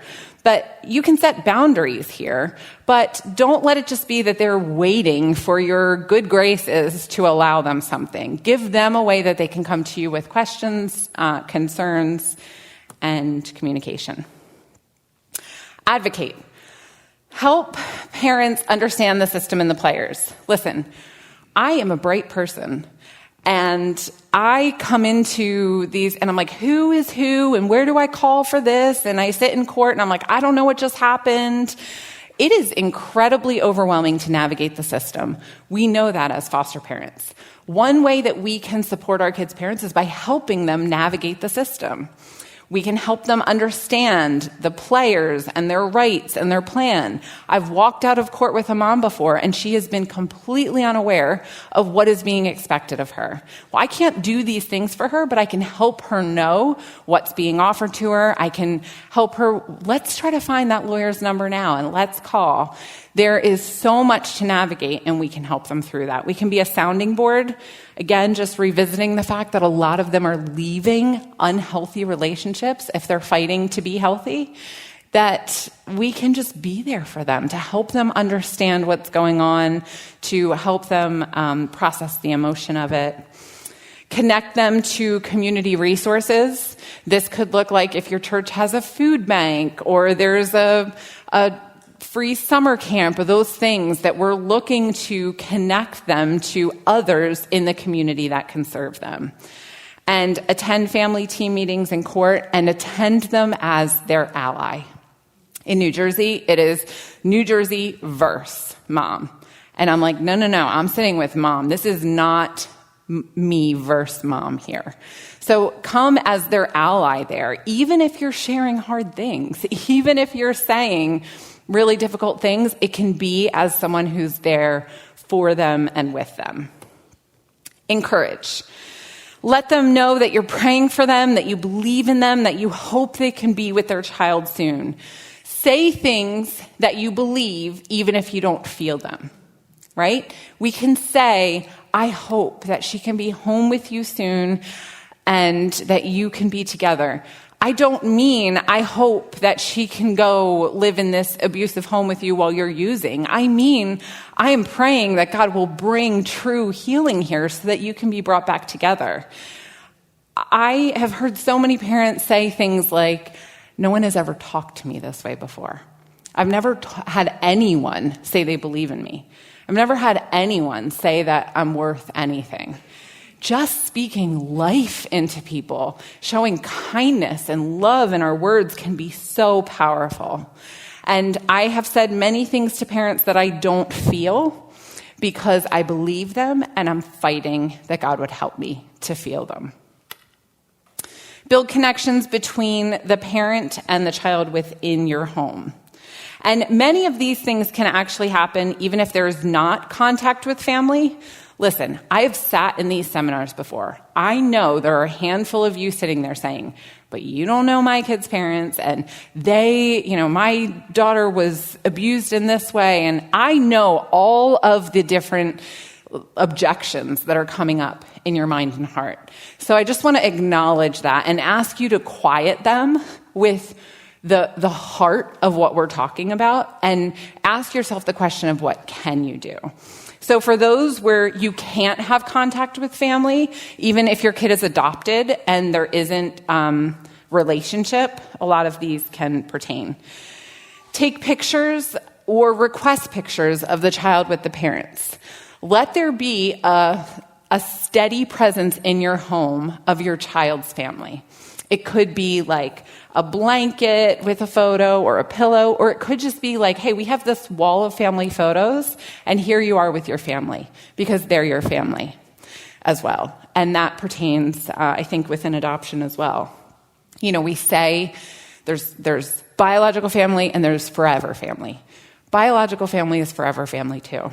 Even if the courts have terminated the rights, even if we are adopted in this sacred relationship, they are still always a part of their first family. Pray for parents together. This is something that we can always do. We can pray for them, and we can encourage our kids to pray for them. We can encourage them to take their burdens and their hurts to God. We can teach them that God actually answers prayers, and he takes people who were dead and brings them to life. He can do things, and we're going to go to God and ask him. And it just, I think, builds love in our hearts, builds connection with us and our child as we're praying this.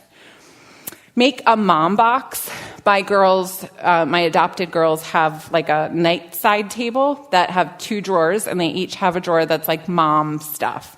And this could either be things that they've received from parents that are really special to them. It could be things that they want to show to parents. I made this craft, and I want to either bring it to my visit, or I've never met mom, but I want her to see this, and I'm going to put this here, and I'm going to pray that one day I can share it with her. We can allow a tangible space for our kids to explore their connection with their parents. It could be things that they make or collect, and that they have a space for it. Draw pictures, make crafts, pick up something at the store as a gift from the child. You know, as you're walking through the store, like, oh, your mom loves that candy. We should get it for you to bring to the visit. We want them to know that they can talk about their parents. We want them to just have this connecting piece, and we get to honor parents that way. Arrange extra phone calls. Don't just wait for court-ordered visits. Talk about parents often and positively. It's on the table. Your feelings, your thoughts, they're part of your family. And we're going to talk about it often. And facilitate connections with other biological family. Again, this can pertain within adoption. If there isn't safe family, don't just wait for what's court-ordered. Most of your kids have someone who is safe and nurturing that you can pursue relationship with. And a lot of times our workers won't do it because it's not court-ordered. So it's not something that they have to do. So we want to sort of ring the bell of, I want this kiddo to have a relationship with biofamily. And so who can we set that up with? Can we set up calls with grandma? Can I meet cousins at the park? Help visits be successful. We want our kids, if at all possible, to be rested and fed and content. The journal can really help in this.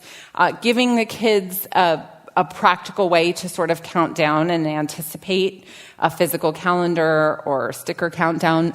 I wouldn't do this if parents are inconsistent with visits, but otherwise it can be a helpful tool. If the parent sends clothes, wear them to the visit. Just send them with anything that parents send home. That one is hard for me. I'm like, I would never dress you in this, but we're going to do this because mom liked this enough to buy it for you.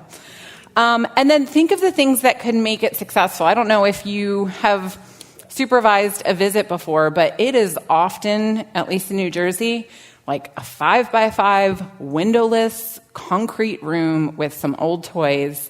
I would have a hard time connecting with my child in that context. It is not easy. So, board games, craft kits, snacks, send things that they can do together, and that it can just be a positive experience. This is a way that we can love parents. It's also just a way we can help our kids feel safe in a scary situation. Go above and beyond in lavishing parents with love and honor. And this is whether their actions deserve honor or not. We can choose to honor them for who they are to our children, for the God-given role that they have been ordained with. We can honor their role even if we can't honor their behavior or decisions. My advice is just go above and beyond. Some parents are going to be really easy to do this for because they're kind and grateful, and some are going to be really hard to do it for. My favorite verse for this is, if someone takes your cloak, do not withhold your tunic as well. Give to everyone who asks you, and if anyone takes what is yours, do not demand it back. Meaning, be so unfair in the way that you love people. Be so above and beyond that it's almost unfair. Yeah, they might not be grateful. Yeah, they might just be taking it and not appreciating it. But we're going to love with such a Christ-like love that it's not even going to make sense. Send gifts for all the occasions. Send crafts home. Send them to visits in their Halloween costume or dress.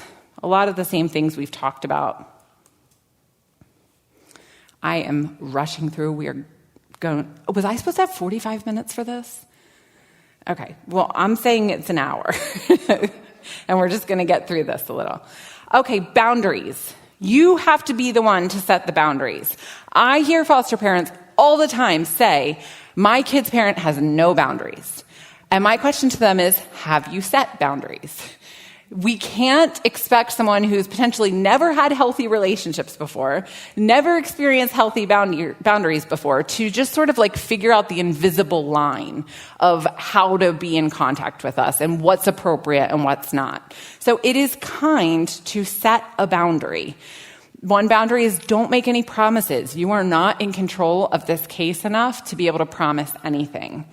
I like to use the division as an excuse.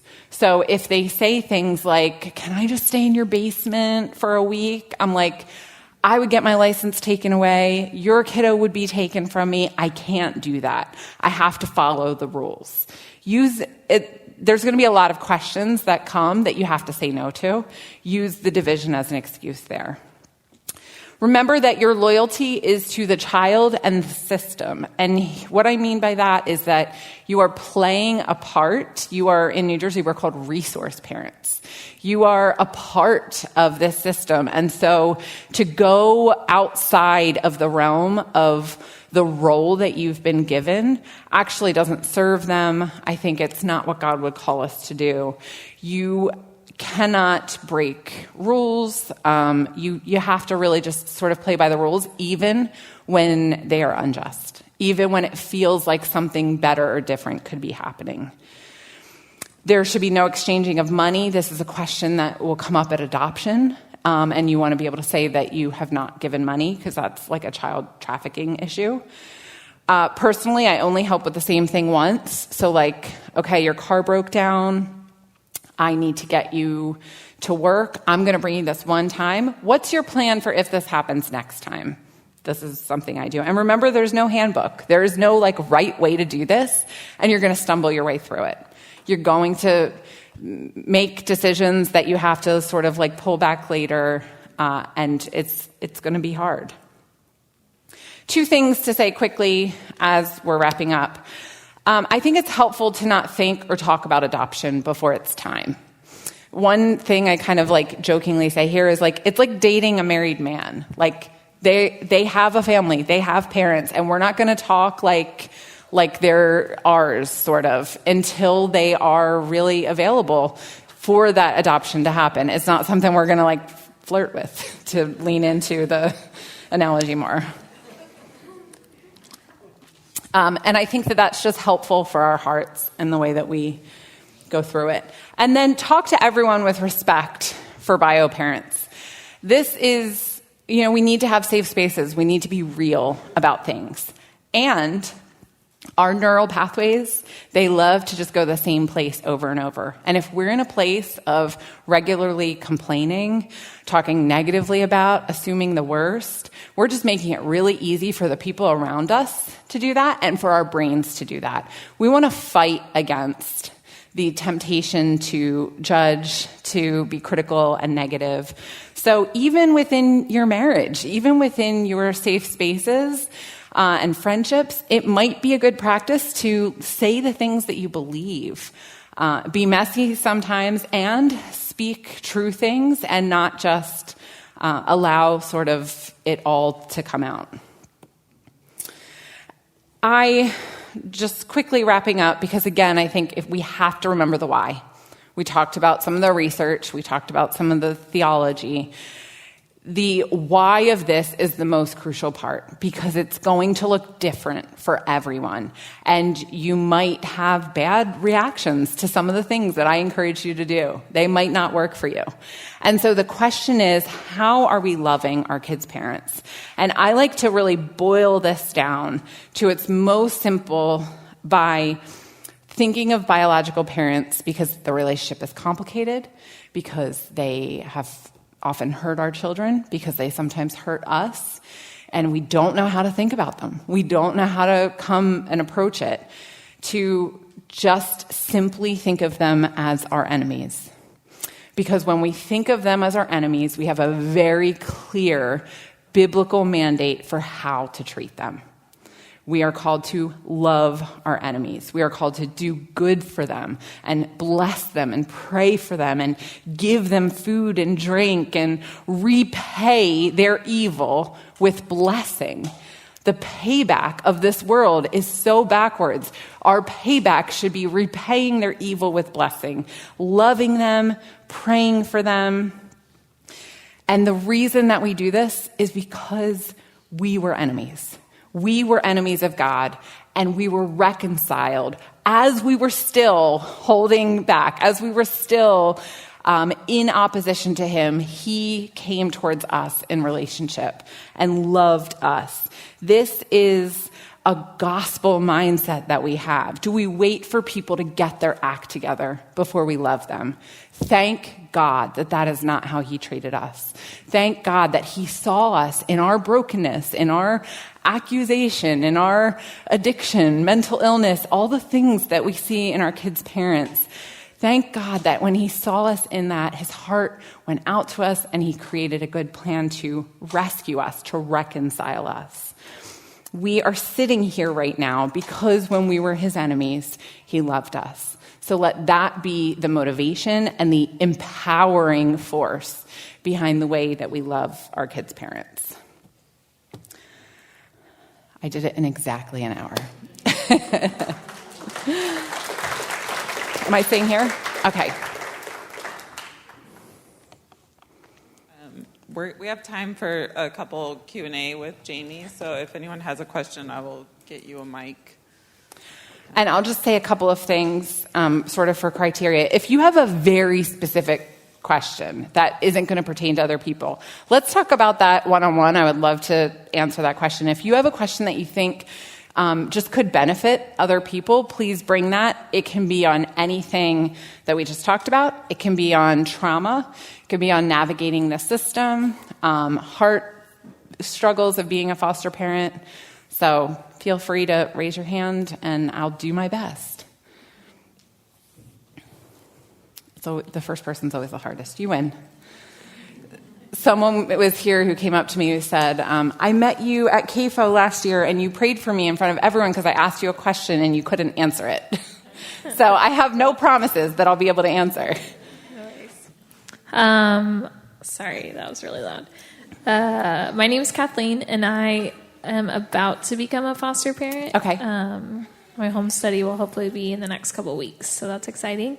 But I have already gotten a lot of I don't want to say ignorant, but maybe well-meaning comments or feedback about foster care. What are some loving sound bites that maybe are educational to people that don't understand or accept your decision? So I love to come alongside people in their ignorance and weakness. There's two ways we can handle this. One is, that is ignorant. These kids' parents love them, and that is one way you can handle it. I do not recommend that way. The other way is to say, you know what? Before I became a foster parent, and just be messy about how you felt. Let them know that what they're coming with is very natural, and now you can share what you've learned. So my example there would be, I used to think that they were bad parents. The kids weren't loved, and that it was my job to come and rescue them. And as I have come to learn, they're just struggling people who haven't had all the resources I have had, who don't know Jesus maybe, and I get to just be a part of supporting them, and it's really a privilege. Those sorts of fill in the blank of what the question was, but approaching it in that way, because we've all had ugly feelings.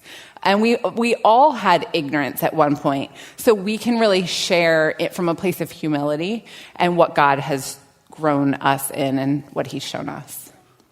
That's a good question. So I have a friend who could not be here, but she sent me this question to ask you. My question is, when your kids are in a timeout and it is physical and you sit outside of the room, how do you keep them from coming out? Do you hold the doorknob, or what strategies do you have? I don't know why she just told me to ask, so I'm just asking. You want to know why? She probably follows me on Instagram. I share about this, and I don't ever answer that question.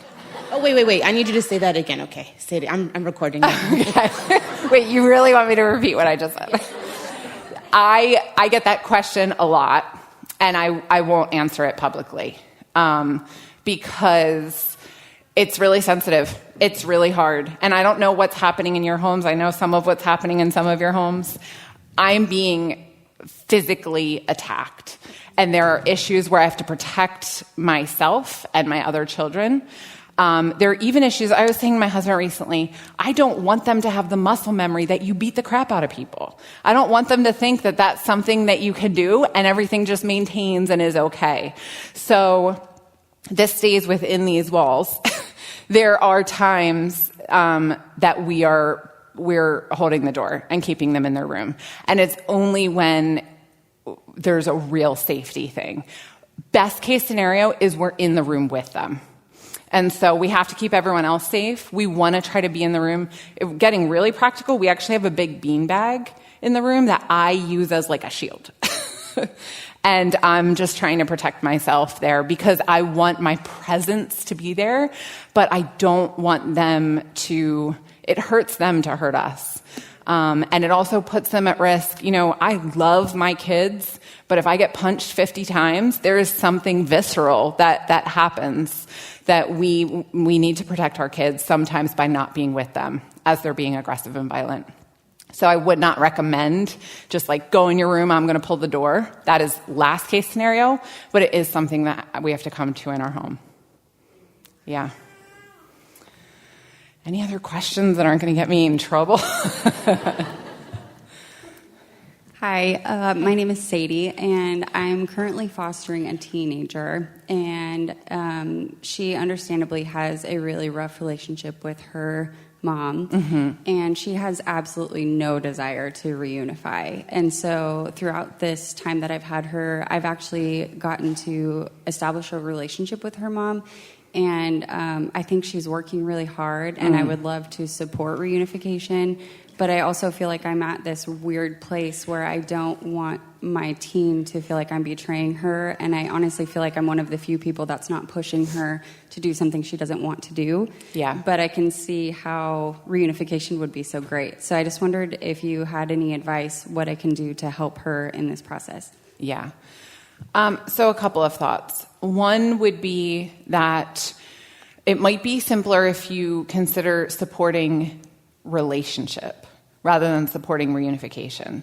And one reason is because no matter what happens in reunification, relationship in one way or another is going to be important. So even if it's they hate them and don't want relationship, that's still a thing. So considering relationship and maybe talking to her about that when you're not saying, but I really want you to go home and be with your mom, that you're saying like, what can we do for there to just be better communication with you? How can we have fun together? What are, those sorts of things. The other thing is, she should have a voice. I would really create space for her to share that with everyone. Judge, CASA, lawyer, she should be able to communicate that. And the reality is the older our kids get, everything that I just shared comes from the foundation, just that like this is important. But as our kids get older, they should have a lot more agency in deciding what they really want. And I think we have a lot of obstacles in our hearts. If we can overcome them and we can do our best, then we do need to listen to our kids and what they want, what they're feeling. And then I would make it really clear to her that you are not the decision maker. that you hope that she can have healing in her relationship with her mom, not for her mom's sake, for her sake, but that it's not really up to you. And so what you want is for there to be the best possible relationship that she can have. But that reunification doesn't even need to be something that you are talking about with her or with anyone. Or your heart for reunification doesn't have to be. It can just be for there to be healing in relationship. Thank you. Yeah.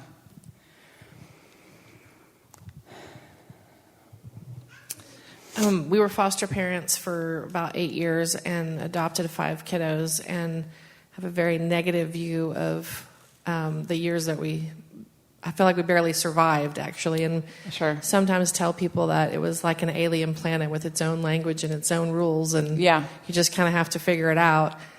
And I'm curious to know if you have opinions about what maybe 1 or 2 things, now on the other end that I could either advocate for the future, because I don't want to live in my negativity, but how can I change things?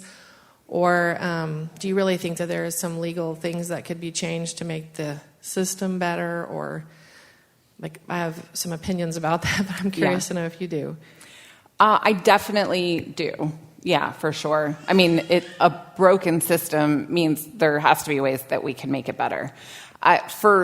For those of us who have kids in our home, I think the best way that we can make change in the system is just to make our piece of it a little less broken. It's going to be really hard for us on the inside to rage against the machine. But once you are out of it, I think it does raise questions of advocacy, of policy. Policy can be changed by people who are just willing to get involved and go to their state legislator and get petitions and elevate the voices of those with lived experience. I don't know if that's the kind of person that you are, but if it is, there are certainly opportunities for you to do that. And I think that our kids and the system need people who are willing to do that. And I want to reiterate, for most of us who are currently involved in the system, it's going to be just fighting to make our piece a little less broken. We can have more philosophical debate after. Other questions? Yeah. Hi, my name is Christina Albatar, and I was a foster parent for 2 years of babies that just recently went back home. But I think one of the things I wasn't really prepared for as a foster parent was how many awkward situations I would be in. Sure. And how difficult personally that was to navigate.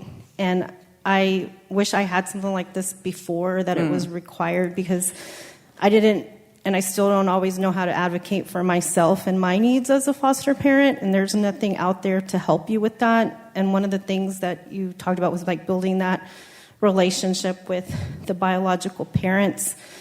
But in reality, I felt that my caseworker, they never helped us build that or bridge that, and it wasn't until later in the case that she would say, well, I don't get pictures, or I don't get, but I would send them to my caseworker because they wouldn't allow me to have that relationship with her, because they were trying to encourage her. I guess it was an incentive. If you did this, or if you get further along on your service plan. So those things weren't always a possibility for me. Yeah. And it got to the point sometimes where I just didn't even want to say much, because someone would tell me something I wasn't supposed to know, and another person here would tell me something I wasn't supposed to know. So I knew a whole bunch of stuff, but I didn't know who I was supposed to share that with or not. So it makes it really difficult as a foster parent to be able to communicate with any of the agencies, because you're not supposed to know anything. Sure. And you can't really help the kids or build that relationship with the parent, because you are their enemy sometimes, because you aren't allowed to build that relationship. That's where I found it extremely difficult to navigate. Yeah, I agree. And I hinted at that of just asking why? Because I think a lot of workers have had the experience that you're just opening a can of worms. This is just too much. And so they'll sometimes say, oh, mom is dangerous, or mom is erratic, mom is chaotic. And I want to know, are you saying that I'm not able to text pictures to her and stay safe? Because I would think that there's a safe way we can figure this out, right?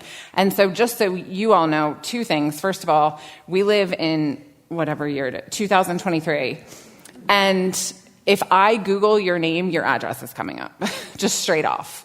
And so all of the fears that we have of like protecting and creating walls and stuff, it just doesn't exist anymore. So all we're doing is protecting from relationship, not actually from safety. So I'm saying to the worker, like, they can track me down easily. So can I use Google Voice? Can I create a fake Facebook account that's just for them? Tell me what way I can create some kind of contact here.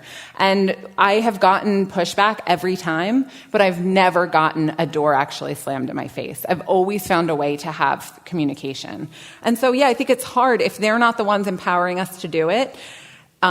It's hard, but that is where spaces like this, I think, are great, because in what other way as Christians do we just say, like, oh, you tell me what to do and I'll do it your way? Like, no, we want to change the culture of the foster care system. We want to come in and say, like, this is how we believe Jesus would want us to do this. Whether we're saying that explicitly or not, we are coming in with a different paradigm than people who are just sort of like doing their job. The redemptive paradigm is, I want to do everything I can to build here. And so I would just keep asking the question and ask for a supervisor. You know, email, CC. I like to email and CC all the people on it, because then they can't ignore you. And I would just say, like, hey, I think it's really in the child's best interest. That's great language to use, because that's what everyone's working towards. I believe it's in the child's best interest for me to have better communication with parents. So what is the means of communication that we can pursue? And I would keep asking. But I understand that completely. Any other questions? I'm sure I can hear you, and I'll repeat it. I'm Sarah. Sarah. We adopted a little boy 3 days old out of foster care. Okay. We had a long-term case that he was kind of with, but then she went home to mom. But now we're starting to take new placements again. Mm-hmm. So for him, he didn't have contact with mom, but now it's like bringing up a lot of questions, feelings and things. And because we really don't know a lot about his biological family, not by our choice, but just unfortunately because of the situation, we don't have a lot of answers for him. Yeah, sure. At 4. So I know you have some adopted kids Yeah. that are still taking placements. I wonder how you kind of balance that and how that kind of works out in your home. Yeah. So I'm pretty sure everyone, could you guys hear that back there? Okay, cool. So this is a challenge. When we are just opening our home and there's lots of kids with different stories, they're not going to have the same story, even with each other. And so that is really hard. We have a child who is in reunion. We have one who we're doing our best to be in reunion, but it's not playing out the way we would hope. We have one who, because of parents' death and other things, will never be in reunion. And those are our 3 adopted kids. Extremely different situations. So I think that one thing we need to remember is the trauma has already happened. They have already lost their first family. So we sometimes throw around like re-traumatizing. That's something that we say. But I want to just sort of like redefine that a little bit. When our kids are triggered, something happens in their brain and body that brings them back to the original pain of the trauma. For a lot of our kids, there's ambiguous loss there. There isn't like a moment when they lost their parents, if a young child like that.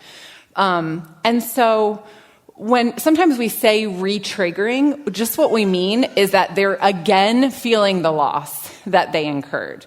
Well, in order for there to be healing in spaces where trauma happened, there has to be re-triggering. So I think we too often avoid painful things, call it traumatizing, and say it shouldn't happen. They cried afterwards, that was traumatizing, it shouldn't happen. Where a trauma-informed perspective, it's just not that simple. So I think it can help us when we're doing what we believe is best for our family or another child to have faith and pray and fight for healing in the child who's experiencing the pain again. But we have to do what's best for all of our kids. So yeah, would it be easier for the one kid who will never have reunion if I didn't pursue reunion with this one? Maybe. But I have to be faithful to do what I believe is best for each of them and trust that God has a plan for all of their healing in that. And so it's not like here's your A, B, and C. It's you have to allow a lot of space for a lot of feelings. We talk a lot with my one kiddo who wants to know family, and there's not much family to know, and they're not ready. We just talk about their feelings a lot. And I just say, I know, baby, I'm so sorry. It's so hard. Jesus is close to us when our hearts are broken. I'm going to pray that he comforts you. This is the kind of question that simply doesn't have an answer. There's not like, here's how you avoid trauma in 3 easy steps. It's like, no, we are just jumping into this with our kids, and it's going to be hard and sad. So for some of our kids that we've adopted, we might need to prioritize their healing rather than opening our homes again to other kids. That might be the case sometimes. So I think that's something to consider. Otherwise, I would say create space for the hard things, love them and pray with them, and believe that it can actually be healing and not just traumatizing. The other thing is for our adopted kids, we just say the word forever, like all the time. Forever, forever, forever. They need to know that like, oh, there's no difference. All the kids in our home, this is your brother and sister. And there is a difference because you will never, ever, ever not be our daughter. And they might go back to be with their mom. So we do need to be very explicit about that.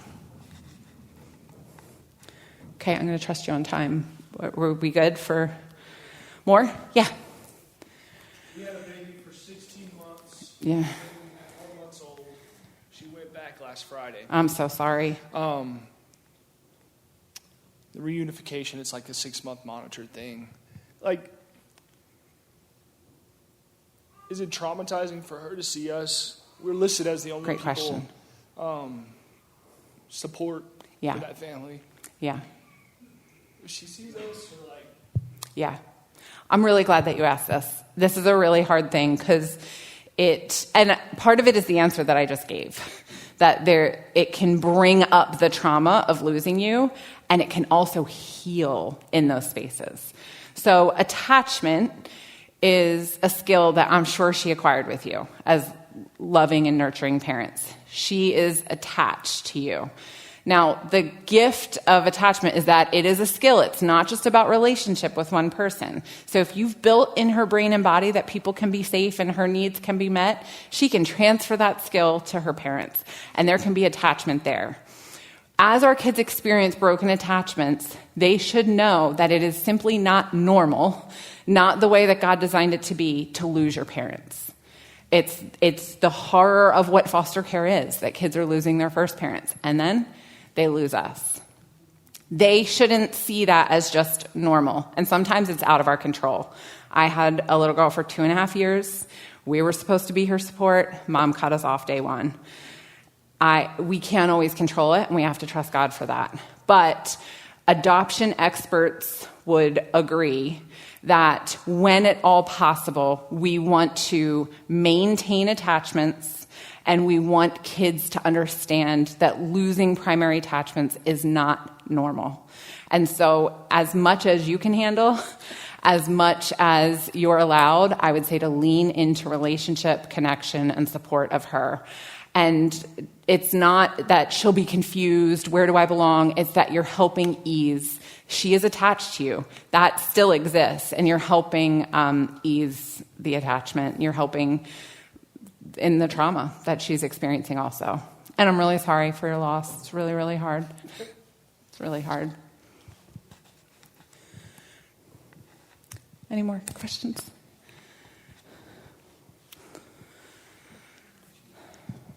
Hi, I'm Audrey. So I was just wondering if you have any practical advice for navigating just the multiple aspects of fostering. You know, there's this caseworker, this court date, this visitation. And sometimes I feel like it's so easy to get wrapped up in that of just the logistics and having that kind of be a center point of conversation, like within our marriage and during the case. And so we are, as we talked earlier, we're about to reopen to foster after having our first biological son.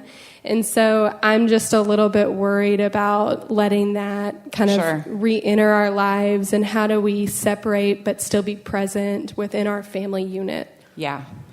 So I think part of this leans into the idea of riding the roller coaster of foster care. That my first placement, every visit was like, is mom going to show? Mom didn't show. That's 2 in a row that she missed. If she misses 4 more, they'll cut off visits. And I was just like riding the roller coaster of it all. And we can actually make the choice to, and I think this is like the idea of putting off and putting on biblically. We're just going to put off the thoughts of worry and anxiety, and we are going to put on trust and peace and rest. And it is a behavioral practice that actually starts to change our neural pathways. It starts to change the way we think. That if you decide I'm not going to do this, I'm not going to just ride every up and down of every appointment. And the worker said that, and I used to, like, every time I saw a worker, it was like, I had this thing that I had to tell my husband, and we were riding.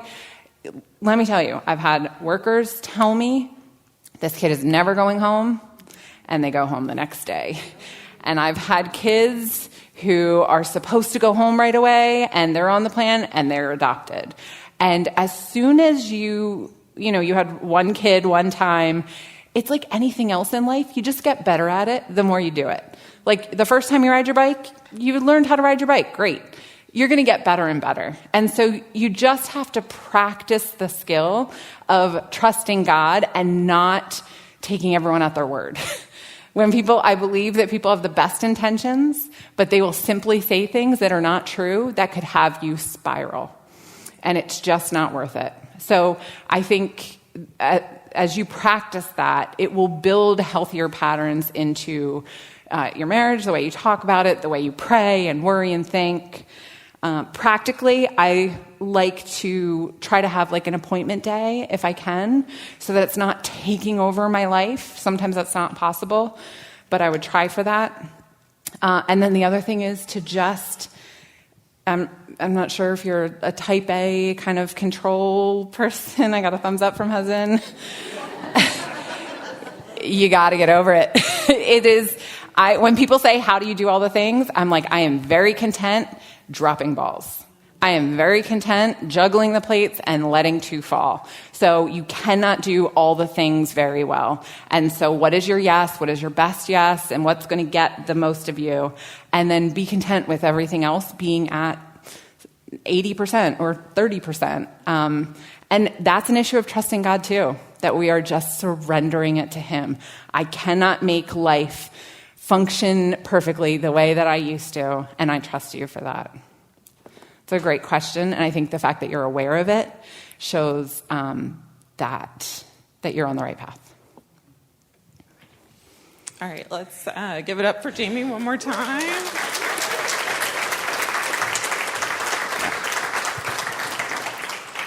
Okay, on behalf of Christ Chapel, we just want to thank you again for coming today.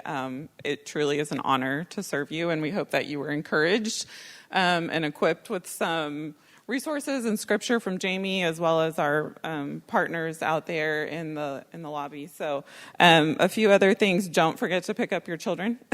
The doors, so right now the doors across the way are unlocked, so you do not have to go up and over. You can just go. And you will have to show the little pickup tags to get them. Another plug for our lunch tomorrow. So tomorrow, 12:15, in this same room, Jamie is going to be doing another talk. It will be different than today, so we would love to have you. There's a boxed lunch free of charge. So what's that? Invite your friends. Please come. We have plenty of food and space. We also are going to have a playground date on this coming Thursday from 9 a.m. to noon in the playground right across the street. So foster or adoptive families, you're welcome to come join us on the playground and have a little bit of community. And then finally, I just want to close us in prayer, and then you all be dismissed. So, dear Heavenly Father, thank you for today. We thank you for your heart for fostering. We thank you that you see us and that you know us and you do not leave us in the dark, God. You have given us your word. You go before us and you hem us in.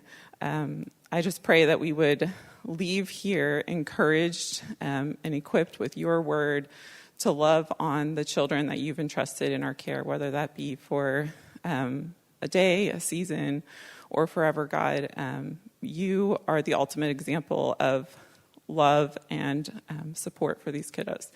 Thank you for Jamie. Thank you for her words. Thank you for speaking through her and for being in this place today. We love you, and it's in your name we pray. Amen. Thank you all again so much.